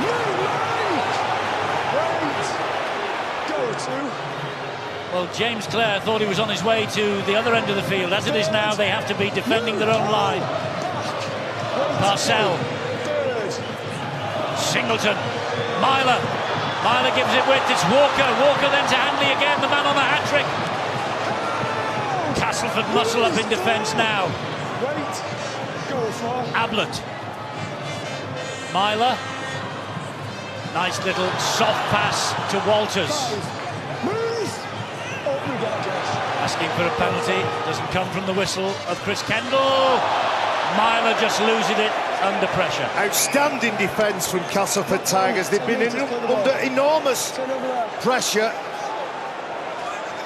The scoreboard hasn't moved for so long, but Castleford Tigers have been defending, and don't make no mistake, it's the threat and the presence of Alex Foster that puts the doubt in the mind of Richie Myler. Let's go down to the sideline, Bill. Yeah, Jake Webster undergoing his concussion assessment at the moment, and he did look groggy when he came off, and it takes quite something to make Jake Webster look groggy. And it's ironic, Jamie Ellis was off as a tactical change, no injury there at all, but he was very quickly back on. He is very quickly back on and out there for the Castleford Tigers because of Webster's injury.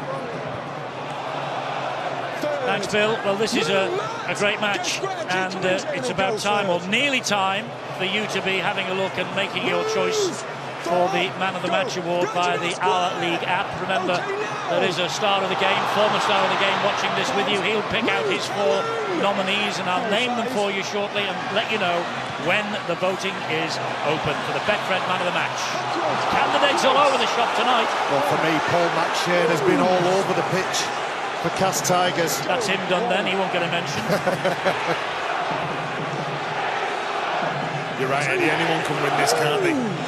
You referenced Jamie Jones Buchanan. What an occasion. 36 now. 21 years ago he worked here as a waiter, he was saying during the week. He must have been very good at his job. His responsibility was bringing George Graham cups of coffee during games. Grew up a Leeds United fan, came here as a kid, got to play here for Leeds in World Club Challenge games, and now he's playing in the Super League, this beautiful stage. Callum Watkins gets the ball away. Joel Moon couldn't take it in. It's a knock-on. Well, that's the balance. I wonder how many cups of coffee Jamie Jones dropped in his early days. Not many, I would bet. He did say that. He said he was spilling gravy all over the restaurant, so they put him on coffee duties. I'll tell you something. Jamie Jones is not a coffee drinker. He's a cup of tea drinker. He drinks it by the gallon, and his team just can't quite collect that offload. They look like they were on the front foot. I think as the game comes towards the end, 13 minutes ago, Callum Watkins will get more and more involved. He needs to, doesn't he? I mean, he said he's loving the responsibility of captaincy. It's bringing out the best of him. He went away at the World Cup, impressed so many down under. We know how good a talent he is. I'll go back to the words of Kevin Sinfield at the start of last year when we had him as a guest. He said, you've got to tell Callum that he wants the ball. I think a bit more this season we're seeing Callum demand the ball. And you're right, Terry. As the clock is ticking away, the scoreline's against them, we need to see him demand the ball. 12 minutes left. 9 points the difference. Leeds have thrown everything at Castleford except the kitchen sink. There is over 23,000 people in here tonight, and we're just checking. We believe, yet to be confirmed, we believe that is a record Super League crowd for the Leeds Rhinos. The home game. 23,035 was the biggest on the 8th of August 2003. So I think that we might be looking at a new Leeds club record crowd. We are 23,246 in here watching a thriller. An absolute thriller of a match from the Betfred Super League. And well done, Leeds, and you've got the reward of a record crowd. That's fantastic. And well done, Castleford, as well. Both clubs have bought into the promotion of this game. The atmosphere has allowed the players to rise to it. This game isn't done by any means. But Cass in the box seat at the minute. What I will say is well done Matt Parcell over on the right-hand side. He has definitely kept Leeds in this game. This is a high shot from Luke Gale on the young Jack Walker. Then it's a penalty that Darryl Powell won't be wanting his team to give away. Leeds Rhinos now attacking in Cassie's half. Well, it's 9 points the difference. It means they have to score twice. Cameron Smith on for Leeds. Yes, fresh legs, and he's trying to get up off the ground at Millington. That was Parcell. Here is Oledzki. Will the new young breed, the Smiths, the Oledskis, and the Walkers, will they guide Leeds to a famous victory here tonight? Will they help them? Because here is Myler, and now it's Watkins. Hobbs given a jump. Watkins is through. Watkins is in. Outstanding try from the Leeds captain, Callum Watkins. Second try of the night. And I tell you what, there is some spirit, some feeling in this game. He's not given the try yet, by the way, Chris Kendall. It's just a try. And he's giving it now. Callum Watkins, 2 tries tonight. Leading from the front, the captain. 10 minutes to go. 5 points the difference. Even if he doesn't kick this, it's a try and a goal they'll need. Well, Eddie, a relieving penalty. Jack Walker gets the side down the other end of the field, and we said before, give the ball to this man and anything can happen. And Callum Watkins, the athlete that he is, the skip that he's got, and watch how he gets into his stride. As soon as he plants his feet, he accelerates through the tackle of Minikin. And wow, haven't we got a final 10 minutes to go here? He looks like he changes direction in mid-air, Callum Watkins. Greg Minikin, who's done remarkably well defensively all evening, is just grasping at shadows. So here is Callum Watkins to try and add the extras and get it back to within 3 points. Oh, just underneath the bar. So close. Callum Watkins. And the voting is now open, by the way, for our man of the match. Callum Watkins is one of the contenders. And look at this. He's so close to putting Leeds within 3. So Callum Watkins and Ash Handley, the 2 try heroes of Leeds. Luke Gale and Paul McShane, the other candidates for the Betfred man of the match. And the voting now is open via the Rugby League's Our League app. There are your 4 candidates. It's open.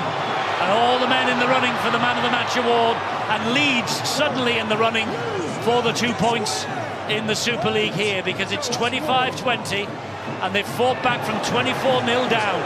Don't we just love games like this? What's going on between the ears of these players here?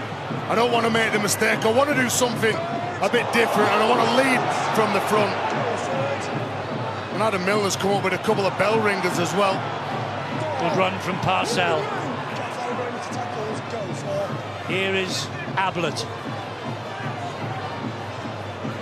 Ablett goes down. Milner on his back. Parcell again to Myler. Myler goes high with the right boot. They're all after this. Jack Walker was so close to it. And Jack Walker gets up off the deck and brings Ben Roberts down. He'll go for anything, won't he? He's absolutely fearless in attack, in defence. Lovely ball at the back. Here comes James Clare. Look at that. He's head and shoulders above them all. Relieving penalty here for Castleford. We're going about territory here now for Luke Gale. He'll take his time, knowing that he's just got to boss his troops around. So it's going to be a forwards battle. And Cameron Smith's the man who's going to judge to give that penalty away. It's also a battle of nerve now. There's some pressure in these final 6 minutes or so. As you said, Tez, you don't want to be the player that lets your team down. So laser-like focus, do your job and do it well. Go, that's 1. Well, we're keeping you in touch with everything that's going on in the Betfred Super League tonight, and this is a cracking game that we brought you here on Friday Night Super League. Here's McMeekan for Castleford. Champions are on the rope still against Castleford. It's a 5-point ball game, and Castleford here looking to put this match to bed. Gale, they started strongly. Can they finish strongly? Minikin He's over the line. He's held up, though, again. Super Leeds defence. Great effort again. It's that man, Tom Briscoe. Look at this. He's over the line. He won't let him get down and ground the ball. Effort on effort from both of these sets of players in defence and attack. And as I say, keep turning up for each other. Tackle count keeps going, though. Another good, solid run from Matt Cook. He plays the ball to McShane. That's Gale. That's Gale. This is a chance. And it could be the try that clinches this match. It could be from Jake Truman. Yeah, I've got that as well, Adam. Eddie, there could be an obstruction, but does Tom Briscoe hold him up? Every time there's a chance of a try, we have all this. Eddie, well, I think there was an obstruction in the build-up. And does Tom Briscoe hold him up yet again? Yeah, okay, mate. There's two things to look at here. Back there, Junior. Back there. And I've been ever so impressed with the way Leeds have been working from the inside. Tackle 5. I've got no try. No try on the field. Just check for obstruction and then grounding, please. Cheers, Ben. Well, Leeds were obviously complaining about the obstruction. That's why we had the schmozzle. Yeah, well, I think it's as the ball's moved across the field. I think it's Callum Watkins that ends up being obstructed as he tries to move across. We've got somebody on his outside shoulder as he goes across, and there's the contact. And I don't think we need to go any further than that, because that disrupts it gives them the 3-on-2 overlap on the outside. So that for me is a clear obstruction and backs up what referee Chris Kendall thought he saw. So this will be turned down. No try. Obstruction the decision. So penalty to Leeds, but only 3 metres away from their own line. It's Junior Moores who gets in the way of Callum Watkins. There's a collision. They've still created a 3-on-2. Castleford Tigers, did they get it down? I just think that was impressive pass from Tom Briscoe yet again. Remember, Briscoe not one of the nominees for man of the match. The voting is between Handley and Watkins of Leeds, Gale and McShane of Castleford. The Our League app is the place to make your presence felt tonight. I'm going to agree with you, Tez. I've been impressed for 75 minutes. This has been high standard, high quality game. Neither team has given up on it, even though Cass are in front on the scoreboard. Leeds must be regretting the first 10 minutes. How they must be regretting it.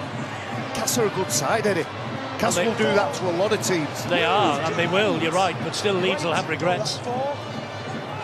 24-0 down is a mountain to climb, but they've nearly got there. They've nearly got there, and they're on the last tackle here. And a nice deft kick again. Oh, hello, just a minute. It's zero. It's a zero tackle, this. To knock on. No, he's coming back. He's coming back. 2 knock-ons, I think. Leeds head and feed. Yeah, first knock-on was by Cass. Again, but isn't that a great kick? Good effort again from Ryan Hall to tap the ball back to Hanley, but there was a Cass hand in there. There's the second knock-on. Every facet of this game now is a contest. There it goes, there's Height, there's Hitchcocks, there's Ellis that knocked the ball forward. Hey, there's 4 minutes to go. There's 6 tackles coming at this Castleford line from the Leeds Rhinos. This could be the decisive moment. This is Ryan Hall. Lays the ball to Myler. Olensky goes for the line. And Castleford hold him up. Tackle 2. Doing everything, weren't they? Leave him. They were trying to stop him. The powerful youngster. They thought we best had just catch the ball and just carry him over the line. So Leeds will come again. This is Myler going wide. Getting clattered. McShane and Gale. Milner there for good for good measure as well. That's Cameron Smith. Here is Joel Moon. Gives the ball to Singleton, gets the return. Moon gets it then wide to Handley. Handley's in for a hat-trick. No, it's Ryan Hall! Oh, and this has got a big question mark all over it. This has got a big question mark all over it. Got no try. And they've no try on the field. Touch and round him, please, Ben. Oh, I thought he got He's the ball only down. looking at touch and have a question mark over the pass. It looks forward to me.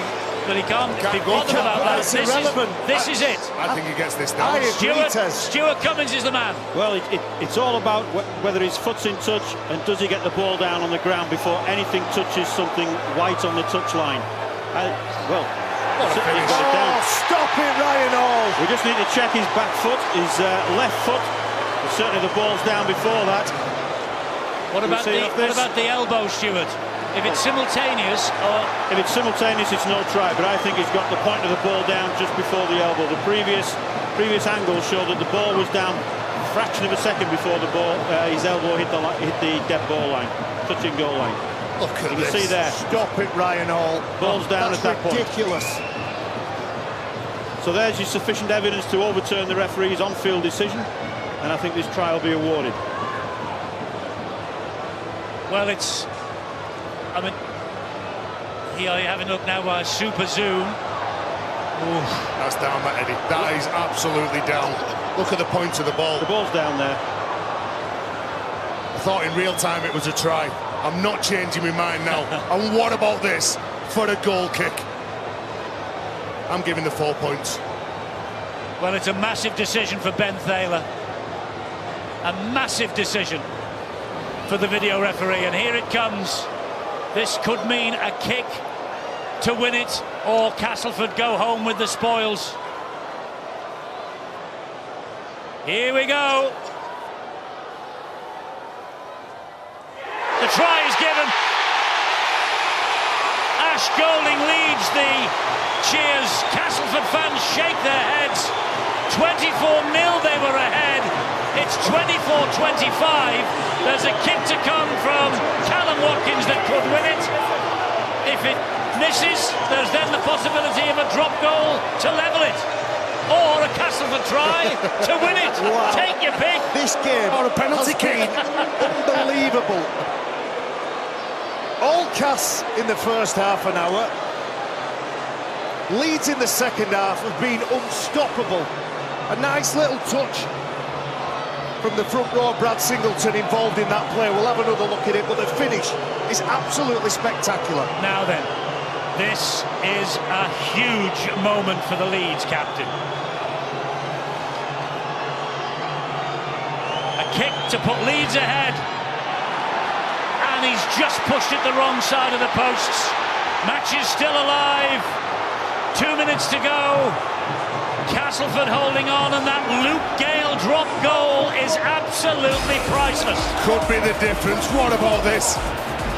Incredible finish from Ryan Hall. He's absolutely world class, this man. Every time he plays, he comes up with the goods. And that's a man who's got 6 grand final winners' rings. Incredible. He's seen the good times, hasn't he? Is he going to see the good times tonight with 2 valuable league points? Well, he's now underneath the kickoff, and he'll run it back with gusto. And Castleford have to keep Leeds back there, and Leeds have to get up the other end of the field. And Castleford need not to give a penalty away here. I was just going to say that. Put yourself in the mind of the Castleford Tigers players now. They're clinging on to this game by the skin of their teeth. Here's Myler. Myler gets it away to Walker. I pose the question whether the new young breed could possibly rescue this match for the Rhinos tonight. It is the old hands. Leeds have scored 5 tries to 4. Castleford off to a flying start in the opening 20 minutes. 24-0 up they were. Gradually, Leeds have clawed them back. The drop goal on the stroke of half-time from Luke Gale separates these two sides. That's a knock-on, isn't it? No, it's a penalty. He's played the ball facing the side. Well, that's it, isn't it? I tell you what, on that last play, Eddie, young Jake Truman must have been thinking, I hope this ball doesn't go up high in the air, and Eledzki, well, he just loses bearings on the pitch, doesn't he? He faces east when he's supposed to be facing north. And that's it, Castleford, no. This is their game now.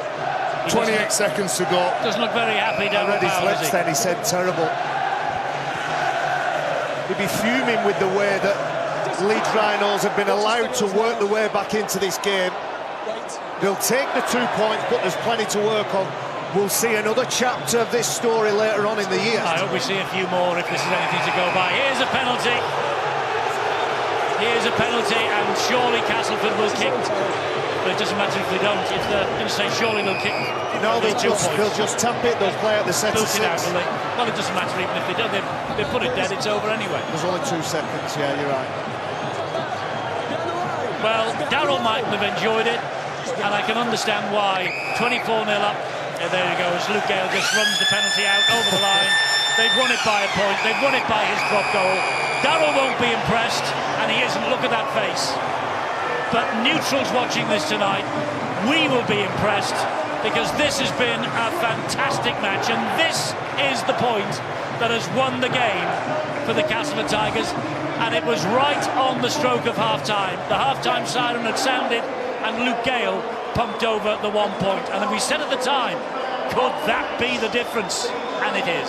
Well, Eddie, he reigning man of steel in his game management last year, and certainly that's what Castleford thrive on, when they look to that man to lead them round the park, lead by example. He knew that there was nothing on, so may as well come up with the points, come up with that 1 point. But the second half, I think, all belonged to Leeds Rhinos. Well, it did. If you look at the tail of the tape, Castleford ahead 25-10 at half-time. Handley, Watkins and Hall's try, 2 of them converted, 1 of them converted, 2 not. And that's why Castleford have gone home with the victory by 25 points to 24. But it was Luke Gale's drop goal as the half-time siren sounded that has been the difference between these 2 outstanding sides. And what a treat they've given us on this Super League Friday. A repeat of the grand final and a match worthy of Old Trafford itself. Outstanding. Great to be here. Great match. Trust that you have enjoyed it as well. And here is the Betfred man of the match, Ash Handley. Consolation prize, maybe. He's talking to Bill. Thanks, Eddie. Ash Handley, 2 tries again tonight. It's not much of a consolation, is it? I mean, there was an epic second half, but you left yourself too much to do. Yeah, we let them get over the line too early. Too many tries too early. They always have a good start on us, and they did it again tonight, and we're just chasing the game from there. So we did well in the second half. We did ourselves proud, but unfortunate in the end. You were very slow out of the blocks, weren't you? Yeah, that's what I mean. Cass just blows out the wall for the first 15-20 minutes, and we're playing catch-up, and you can't do that against a good side like Cass. I mean, we showed a good performance in the second half, but it wasn't good enough in the end. Could you watch that final conversion attempt from Callum? No, I was just saying, come on, Carl, please, but you can't expect him to knock it over from there. It's an hard one from there, so we shouldn't have left it to the 1 point. We should have done better, but unfortunately. Ash, well done on another couple of tries. I mean, you're keeping the seat warm in certain respects. There's going to be quite a contest on in there when people are fit. Yeah, hopefully. I mean, there's a lot of bodies out. Sutty and Jimmy are out. Hopefully, do my best for the team and give Mac an headache for when them 2 boys are back. Ash, well done on the tries. Well done on the man of the match. Whoops. A cheque for 250 quid for a charity of your choice as well. Teenage Cancer Trust, please, pal. Good shout. Thank you. Cheers, mate. Luke Gale again made the difference in a game live on Sky Sports. And did you think it would come to that when you were cruising in the first half? Well, we got off to a great start, and you always know when things are going your way, they're going to flip. And Leeds last week against St Helens, it was a real tough game, and that's why they've been champions so many years, because they find a way and they always hang in there, and they brought it to us that second half, and a real tight game, and just glad to get the 2 points. You certainly got hold of that drop goal, though. Yeah, well, there were just a few seconds left. I thought I'd have a crack. I only like it 20 metres and in, but I thought I'd have a crack, and it come off. It was a feisty game. I mean, we don't often see you in the thick of things, so it must have been a feisty game. Yeah, Brett Delaney, I think he said he liked me new hair and asked me who surgeon was, so I think that's what it was, really. Well, that's what he wanted to have a look at it. He wanted to have a look at it, yeah. How big a win is this? I mean, on this stage? Yeah, massive. Just Elland Road, great stage to play on, and I thought our boys were outstanding tonight, although it were a tight game. Outstanding, and it's a great spectacle and good for rugby league. Luke, thanks for joining us here. You're going to join John Wells at the touchscreen in a minute. Yeah. Thanks a lot. Let's hear from Brian McDermott, the Leeds Rhinos coach. And what you said at half-time, Brian, you wanted more of an arm wrestle. You got that in the second half. I didn't say that to you. Words to that effect. You're being very diplomatic there, aren't you? I thought that was a fantastic game. And credit to both clubs for putting such a, staging such a spectacle. Cas fans were great, our fans were brilliant again. And I just am an immensely proud bloke. I thought it was a very harsh start for us, and we'll judge ourselves accordingly. But we're used to a certain tempo of a game. When that tempo of the game is disrupted all the time because of questionable calls, whether they go our way or not, it's an hard game to play. So take the start away from it. I know I'd be rather coaching right now. The second half. I made a big point then. You're just going to go past that, aren't you? No. I know I'd be rather coaching right now, Bill.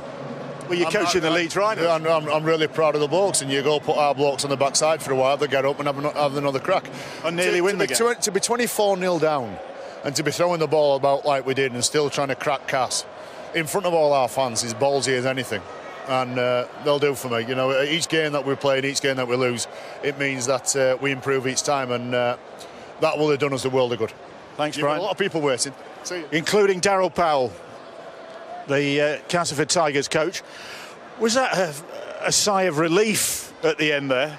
Oh, well, it was just a crazy game, wasn't it? I think we were imperious for 20 minutes and then we were terrible. And I thought Leeds played really well, to give credit to them. They played some smart rugby league. I think I was just talking to Shez up there, who was saying we're just a little bit game shy. We've played one game in 3 weeks, and and we just couldn't handle the tempo that they played at tonight. Hopefully that game's going to help us to get to the pace of it, because we were a fair way off for quite a bit of that game. When you think how this season started for you, how low you were after the first game, that is some transformation, isn't it? Oh, well, I thought the start was superb. That was last season at its finest, wasn't it? Yeah, it was a little bit more like, because I think you're never going to get all a game like that, but we started with such a tempo and we were defending pretty stiff. But that ebbed away a little bit, the defensive stiffness, and we conceded a couple of tries from kicks that Leeds are scoring a lot of this season. Richie Myler's given a real good kicking game, and Joel Moon's putting them in areas that are difficult to defend. But I thought defensively there's a fair bit of work to do. We're going to be playing against a couple of really big packs over Easter, and we're going to need to be a fair bit better than we were tonight defensively, I thought. Thanks, Daryl. Thank you. Thanks. Well, Leeds Rhinos defeated in the end. Daryl Powell's side win it with the last kick of the first half. They did lead, as you would have heard in Brian McDermott's interview, led 24-0 at one stage in that first half, led by 15 points at half-time, and that's when I left John Wells. Luke Gale scores with the last kick in the first 40 minutes. Second half, all Leeds Rhinos. Brian McDermott immensely proud. Daryl Powell, right to be disappointed and annoyed with his side? Oh, he'll be proud as well. I think the prescient point in that was one game in 3 weeks, and there's bound to be some issues there with keeping up with the pace of the game. Yes, that drop goal was important, wasn't it? Because Leeds through the kitchen sink at the Tigers following the break. Ashland Handley with his second, and then a piece of magic from Callum Watkins. That's what we watch Super League for. What a try, what a player. And then, as if not to be bettered, Ryan Hall goes in the corner with another wonder score to really set up a dramatic finish. And I think it's right in saying as well, Ash Handley was at pains to point out, don't expect Callum Watkins to put that over from the sideline. Of course he would have loved to. Don't forget he wasn't the regular kicker until this season. So I think all in all, Super League is the winner. It's the best game of the season, and a fantastic effort from both sides. Wasn't the crowd great as well? The game breaker then, it's not often we have this where we have a man who made the difference ultimately on the stroke of half-time, and it's Luke Gale. I want to show you what he's doing in position his forwards in the lead up to that. This is the play before, so they're trying to get it to an area, the centre of the field. He makes sure he's the first receiver and then sneaks round the back. Look at where he positions Junior Moores. That's key. Just the arm went out there to make sure that Junior Moores gave him a little foil. He's not blocking anybody, but he's giving him a little foil there and making sure that he maybe has that extra half a second and a clear couple of steps. Doesn't he snap that well? He got every yard and every inch of that. And it was Barry McDermott, wasn't it, in commentary, Brian, that said on 50 or 55 minutes how important that drop goal could have been. And I think you take your hat off to people like Luke Gale with the vision. I guess he didn't think it was going to be as important as it was on the stroke of half-time. I'm going to chat to him in a short period, but certainly the game breaker this evening. Thanks very much, John. We'll look forward to your deconstruction of the game with Luke Gale. A quick run through the other scores from tonight. Busy night in round 7. A big win for Hull FC. Catalan Dragons in a world of trouble at the moment. The Warrington Wolves, that's a significant victory for the Wolves. Backing up last week's win over the Catalan Dragons, they have beaten the Wakefield Trinity side by 10 points at the Halliwell Jones Stadium. St Helens, Ben Barba, what an influence he is having. He's got a few tries in that match. St Helens win over Hull Kingston Rovers. They had a terrible record at KCOM Craven Park in recent days, but they put it right tonight. And Wigan at the DW Stadium have dispatched with the Huddersfield Giants 48 points to 10. Let's have a look at what all of those results mean for the Betfred Super League table. Well, firstly to this match here, the Castleford Tigers now move up level on points with the Leeds Rhinos. They have played a game less than the Rhinos, 8 points. They are all chasing St Helens though, just a solitary defeat for the Saints. That was last week against Leeds. Wigan ominously close to the St Helens side. Those two meet in Good Friday's game next week. Right, guys, let's have a look back over that game. And firstly, I want to go to Brian McDermott's post-match comments, because he insisted on making a particular point to Bill Arthur. And that was that in defeat, I know which side I'd rather be coaching. And he enforced the point. It was his side to see them come back from 24-0 down and drag themselves back into the game. They are going to get so much out of this game, Barry, in defeat. You can't put character into your players. They've got to learn lessons like that while they're going through the process of the season. During that journey of week 1 to the grand final, if you eventually get there, you pick up these lessons. Some are harsh. Some are things that springboard you to the week after. Brian McDermott's side outscored Castleford Tigers, but Castleford Tigers' game management and their ability to handle the pressure, albeit in the last couple of minutes, it was quite hairy.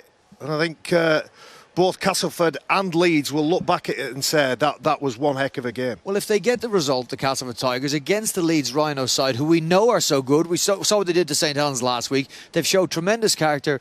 Should Darryl Powell be as disappointed in his post-match comments as he sounded there? I mean, this is Castleford Tigers showing far more glimpses of last year than we have seen this so far this season. Well, it was more in the first half, wasn't it? Like the way that they started, they blew Leeds apart, and I think that did look like Castleford. But the second half, I think that the intent that Leeds shown, they really were, they absolutely ripped in.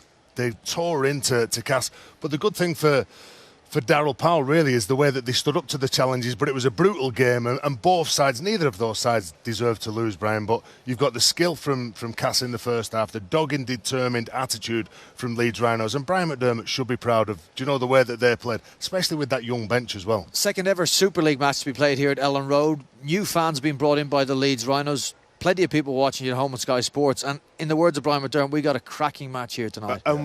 We should rightly celebrate that. We mentioned a few times the part and the role that Castleford Tigers had played.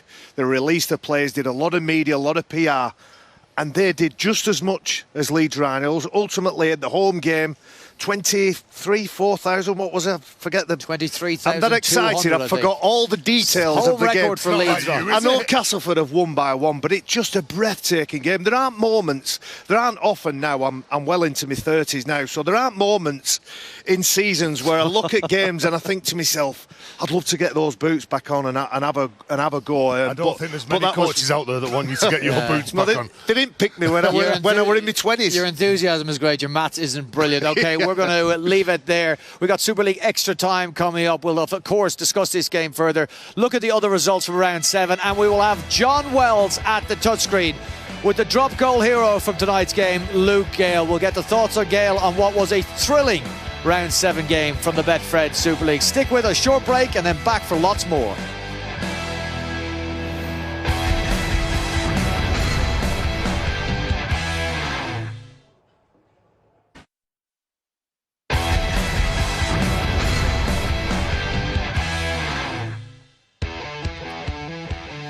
The 2017 Grand Final rematch. The Leeds Rhinos victorious back at Old Trafford. Tonight it was the Castleford Tigers that win by the solid 3 point, 25 points to 24. Castleford at one stage in that first half led 24-0, didn't score a point in the second 40 minutes as the Leeds Rhinos came home with the wettest of wet sails.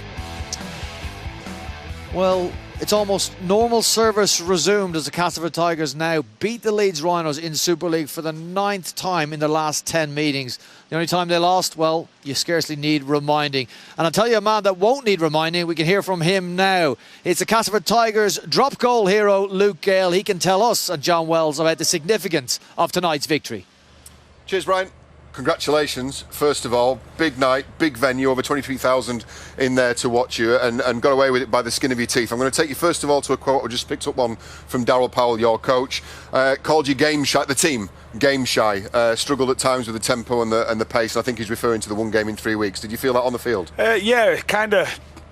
We feel like we've been doing captain's run and then game gets called off. It's been a bit stop-start, and our training session yesterday was appalling. I think we put about 10 ball down in training, so boy just wanted to run out, and probably is that a bit game shy and not game ready. It didn't show in the first 10 or 15 minutes of the game. What a start by the Tigers. You become accustomed to this. Now, we've been accustomed to seeing this. This is the Jamie Ellis try. You're involved in the build-up. This is not easy, not hard to pick out with the scrum cap. Tell us what's going on and what you see and what presents itself and what the communication's like. Well, we're just going to take 4 defenders there. Obviously go to our left. Just looking to mismatch on numbers, really, trying to get a 5-on-4. It didn't work, but Jamie Ellis Torquay is feeding into me that the fullback, I think, is it Ashton at this point? It's Ash Golden, yeah. Probably a bit too honest. And he obviously lets me know without even looking at him that he's too honest, and the kick's on. So if he's too honest by saying, when you mean too honest, I mean he sees the play the ball as a real threat area, but the experienced fullback can what? He's going to steal a couple of yards potentially. Probably a few yards. Yeah, it's always hard to say because look, if a try goes in, you're going to blame a fullback or you're going to blame someone. But exactly, this is the main area he has to look after first. He has to look after it. I'd just say probably maybe a few more metres and he clears that up. But so what are you doing here? Just setting up back to post really. So we set up back to post, and I just get a late call from Jamie Ellis that during the play. During the play, right, the kick's on. So we'll run that through. So you've got the positioning of everybody there. Yeah. A lot of organisation going on. And when did you get the call? Probably around now, yeah. So that's not you don't probably his passes didn't end. Just Macca's skill there. He's probably hit that 25 metres without breaking stride. So. You just don't need to praise him yet. We're going to come on to him in a minute. I'm not sure how much he's going to be able to handle, because this is the build-up to this, the second try. This is James Clare on 9 minutes. This takes you 12-0 ahead. Some decent interplay here. Decent decision for Ben Roberts not to kick at that point. But I want to ask your opinion. We covered this at half-time. So what's going on here? I just want ball, basically. My hands up, Macca's hands up, and to be honest, he told me to do one, really. And look, it's great play from Macca. He commits 3 man and just brushes me out of the way, really, and passes Greg and lays it on a plate. Well, it's McShane who we're talking about, and he's got to get to. It's a fair distance he's got to cover. Brian and I were talking about this at half time. That that takes some strength of character. You are the de facto ball player in this team. That takes some character, doesn't it? Macca is a strong character, and we'll tussle all day in training. We've probably had 3 arguments in this game. Well, not arguments, disagreements in this game. But look, I couldn't have enough praise for him. He's a great 9 and one at best in comp. And then pulls out a decent ball as well. Yeah, good hands by Greg Manickin. Only called into the centres late, and that was only half of the 24 points that you'd ratcheted up before 25 minutes was gone. Right. We're going to park that because this is a game really with some negatives as well to consider for the Castleford Tigers. Great start, 24-0 up. There's still work to do, isn't there? By half time, it was 25 points to 10. I'm going to take you to a period in the second half. Talk us through what you think's gone wrong here. This didn't result in a try, but it's just a warning, I think, for you guys for the rest of the year. To be honest, I reckon we were loose on D throughout the whole first half. It was probably masked by some good attacking play, but Cookie's I'm going to spray Cookie here because he's a forward, but he's not even looking up at numbers here. He's just gone to short side because he thinks that's what he has to do. He's not even looking, so he doesn't need to be there for a start. We get a late retreat coming back, and it leaves us short this edge. Junior's late retreat. So Junior Moores is effectively out of that next defensive play. Yeah, Junior probably can't help that, but we don't need 3 defenders marking 2.5 maybe. Cookie should have stayed here and shored our line up on right. And because that you have a knock-on effect then, but What at this point, what would you try and encourage Jamie Ellis to do? It's a really difficult decision. It's probably the toughest thing on field. Do you kill or do you hold off? He thinks that probably his 4-man or 3-man's going to come, but he's not. And well, he's a special talent, isn't he, Jack Walker? He's a great player. I just love his attitude. He gets stuck in for a young lad. He's going to be he's a future England player. Said by a current England player. Okay, well, we'll take your word for it. And then we're going to take you to the point of the game that got all Cast fans nervous and really gave hope to this majority Leeds crowd here this evening. And this was Ryan Hall's try on 77 minutes. I think maybe sometimes when you can sit and we can pull things apart, sometimes you just got to take your hat off, haven't you?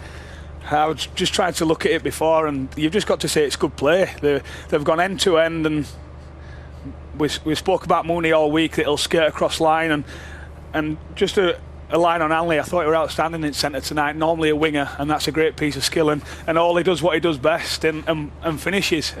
Something like you say, you've just got to applaud good play. Another 2 tries and a try assist for Ash Hadley. He's growing in reputation in the game, but we'll take you back to essentially the moment of the game. Talk us through this. I'm just going to play it through. What are you thinking? What are you doing? Yeah, I'm setting it up, but it's probably a bit too far out for me normally. But I thought there's a few seconds left. I only like it 20 metres and in, but it come off and. You don't realise the magnitude of what you're doing at the time, perhaps. Yeah, because look, you know it's going to be close. You don't realise it's going to get you the game. A few seconds left, and look, I watched the Leeds St Helens game week before, and they were outstanding. So they're always in there, and they always come back, and that's why they're champion side. 5 games played, 4 games won. Castleford go on. Hopefully, get to play next week. Congratulations on the win. Thanks for joining us at the touchscreen. Cheers, John. Appreciate your input, mate. Brian, back to you. Yeah, thanks very much, John. Thanks to Luke Gale. Great insight from a player. Had a brilliant 2017, and you saw glimpses of that brilliance this tonight from his team. Okay, 4 other fixtures to get through from the Betfred Super League. First of all, we're going to go over to the Halliwell Jones Stadium. Terry, I mean, this is going to be important for the Warrington Wolves. They were going up against a very good side in Wakefield, so a positive result would be very good news. Yeah, they needed it as well with the signing of Josh Charnley as well during the week, and you wanted the wingers to play well, and Tom Lynham scored in the opening try. You get caught out in the second one, but you like what Warrington do when they're on form, Brian. I think they're one of the best sides to watch, but unfortunately for Steve Price, they've not been at the best. Second try for Tom Lynham, and then it was Wakefield, Bill Tupou and Liam Finn scoring, showing what Trinity can do. Well, I think Bill Tupou is one of those players. He's very much under the radar. I think he's absolutely excellent. What he does for this Wakefield side over on the left-hand side, he's a big, powerful player. He's got a real nice late footwork at the line, gets outside of players, very powerful, as I say, and he turns up for his teammates. Finn, the heartbeat of the Wakefield side, and getting himself a point, backing up in the middle. Well, you look at Liam Finn, you look at Scott Griggs, you look at Jacob Miller, all involved and around the ball there.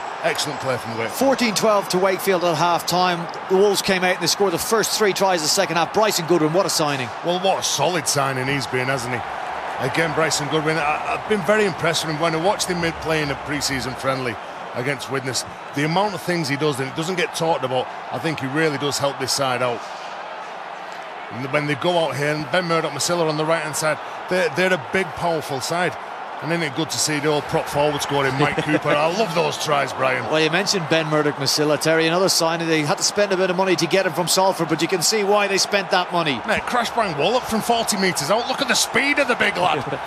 He just pins the ears back, and once he's got the momentum going forward, he's not going to be stopped, is he? Well, if you think he's quick, there's probably a few quicker on the field than Tom Johnston of Wakefield Trinity. Good to see him back. Good to see him in try-scoring form. Yeah, certainly knows how to finish as well, doesn't he? Excellent player. All right, that made it 30 points to 20 in favour of the home side, and they were to have another say again. Tom Lynham. This is Tom Lynham of old. Well, that's what I say. Like, he's had to really up the games. All the wingers have got to up the game because Josh Charnley's coming in. That's his hat-trick. Really, really good player. Earned his name at Hull FC and now at Warrington. Well, it's good to see Wakefield. They never give in, do they? They're always there. The quality of the opposition probably tells us how good a win that was for Warrington Wolves, because they have had a very average start to the season. Let's get over to the KCOM Stadium. Talk about average starts to the season. Nobody's had a worse start than the Catalan Dragons. They're going to a very tough place against a side who were humbled by Salford last week. And I'll tell you what, it didn't get any better for the Catalan Dragons, did it, Barry? Well, Hull FC needed this victory, and we're all mindful of what's around the corner. Good Friday, Easter Monday. It's a very testing period for the squads, testing period for the players. But what Hull FC will want to do is get back to winning ways, eradicate that bad loss. They consider it a bad loss against Salford last week. Right, Griffin and Talanoa with Hull's tries in the first half. Samboa hitting back, and then 4 tries to start the second half for Hull FC. Blue Catalan out of the water. The first of those, Jamie Scholes. Yeah, Jamie Scholes in sensational form. And to go into the changing rooms 14-0 down, 12-4 in front, 12-4 in front. They'd have been confident, not entirely happy. Finishing games off is its own skill, but again, I can't escape the big figure, the Easter period, Good Friday, how it's going to test those players. And I'm not saying for 1 minute that players are going to keep a little bit in reserve, because that scoreline is a hefty scoreline. 42 points in the plus column. It does tell you a little bit about Catalan and the place that they are at the minute. Front Rowers Union will be very happy with that. Scott Taylor goes over, makes it 36 points to 4 in favour of Hull FC. 30 points to 4. Jake Connor then scores. What a talent, capitalising on a mistake from the Catalan Dragons. He pushes them out to a 36 points to 4 lead. Couple of late tries from the Catalan Dragons, Terry. It only takes a bad look. Well, it gives it a somewhat less bad look on the scoreline, or Barry, I should say. It does, but it doesn't hide the fact of where Catalan are. They've got a lot of soul searching to do. Well, let's see, they'll be pleased with that. They'll not be too worried in terms of those 2 late tries. It's going to happen. And they had the last laugh, Hull FC, in the game, with Josh Griffin scoring after that Tony Gigot try, eventually awarded by the referee. But Griffin with his second try of the game. 2 tries for Griffin, 2 tries for Talanoa. You know where the try line is, and Lee Radford's side are a good attacking side. They've focused a lot this year on getting those things right, being clinical. Hasn't been perfect so far in 2018 for the Black and Whites, but that looks a pretty healthy scoreline. Terry, in defence of Steve McNamara, everybody you speak to says he inherited a mess of the Catalan Dragons, but that mess is not looking any clearer at the moment. Brian, they're in a real dark place. I keep looking at that Catalan side and what's on offer there. The players they're just not playing well. There's a lack of confidence, and to get beat like that and taken apart is just not good enough. We expect so much more, don't we? Whether you're a French international, English international, it is just not working for them at present. OK, we're going to go from the KCOM to the KCOM Craven Park, both in the city of Hull, of course. Saints were the visitors. They had won just 1, Terry, of their last 9 matches, and this man, Luke Thompson, got them off to a great start. What a season. Oh, well, you know, you lose Alex Wormsley, and I think Luke Thompson is right up there as well. He's very, very good. They've got some players, this Saints side, and they're very determined after last week's loss against Leeds Rhinos. So it was always, I think, that going into this fixture ban, it was always going to be really difficult for Hull KR to control a rampant Saints side. Well, Ben Barber with his 7th of the season. Last say of the first half went to Hull Kingston Rovers with a Ryan Shaw try. 14-6 at half-time to the visitors. And then it was St Helens again through Ben Barber. Terry, what a signing. What an absolute star he is. He just keeps turning up. Nice inside ball from Zeb Tain. Look at that. I love seeing players get excited about what's going on in front of them. Danny Richardson delivers a ball to Ben Barber, then in turn goes out to Tommy Makinson. The flip inside to Johnny Lomax. Do you know what? They just keep turning up for each other. They are an attacking side, but they are good defensively as well. Just to concede 1 try, Brian. Playing through the line, good footwork, and it's been an excellent performance. And that was against the Hull Kingston Rovers side that would have grown an extra leg after their win over the Huddersfield Giants.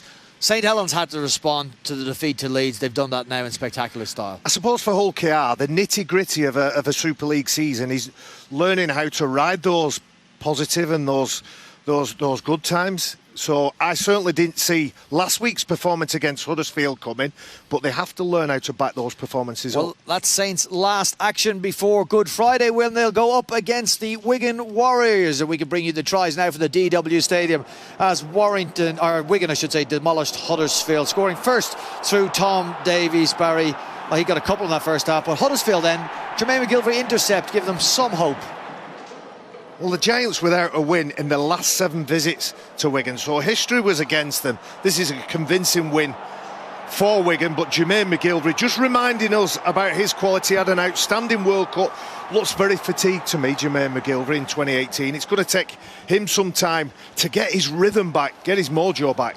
Okay, Josh Charnley signed for Warrington during the week, and many were asking why he didn't go back to Wigan. Well, Tom Davies' emergence as a top-class winger will be an answer for you.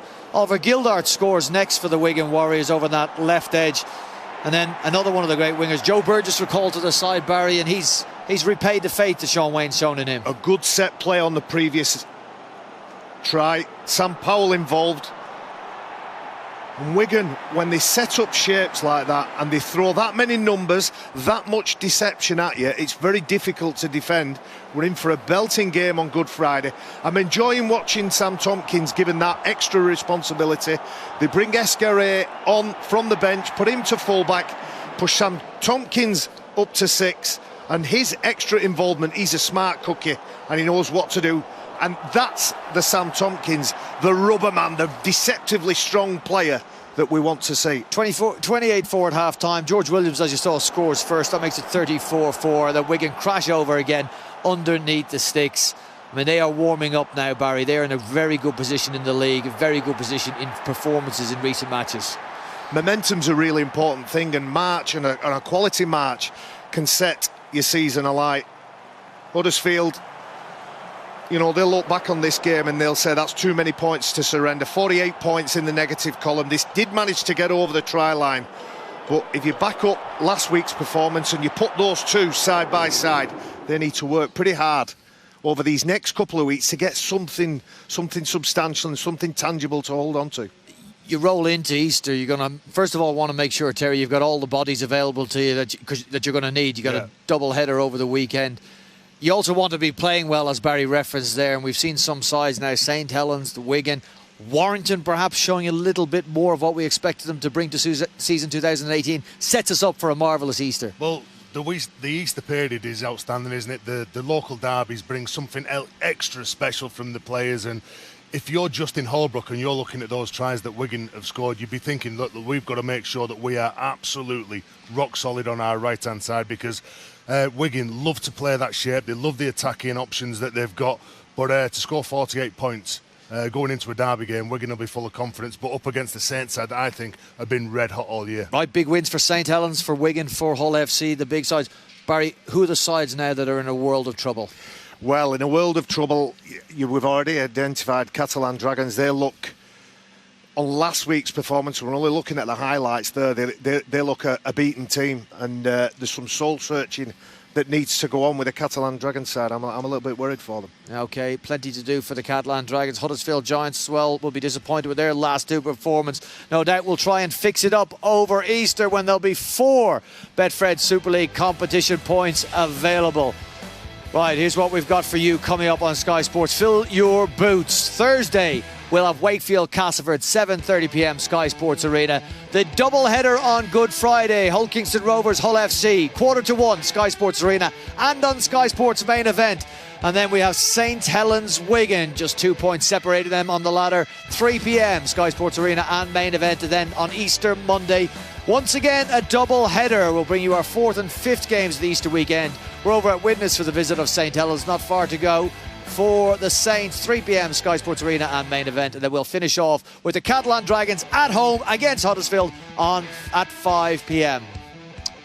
Well, from Elland Road in Leeds, we had a thrilling round 7 game. Congratulations to the Castleford Tigers. It was the narrowest of victories, but a very important victory for them nonetheless. Sky Sports, feel it all.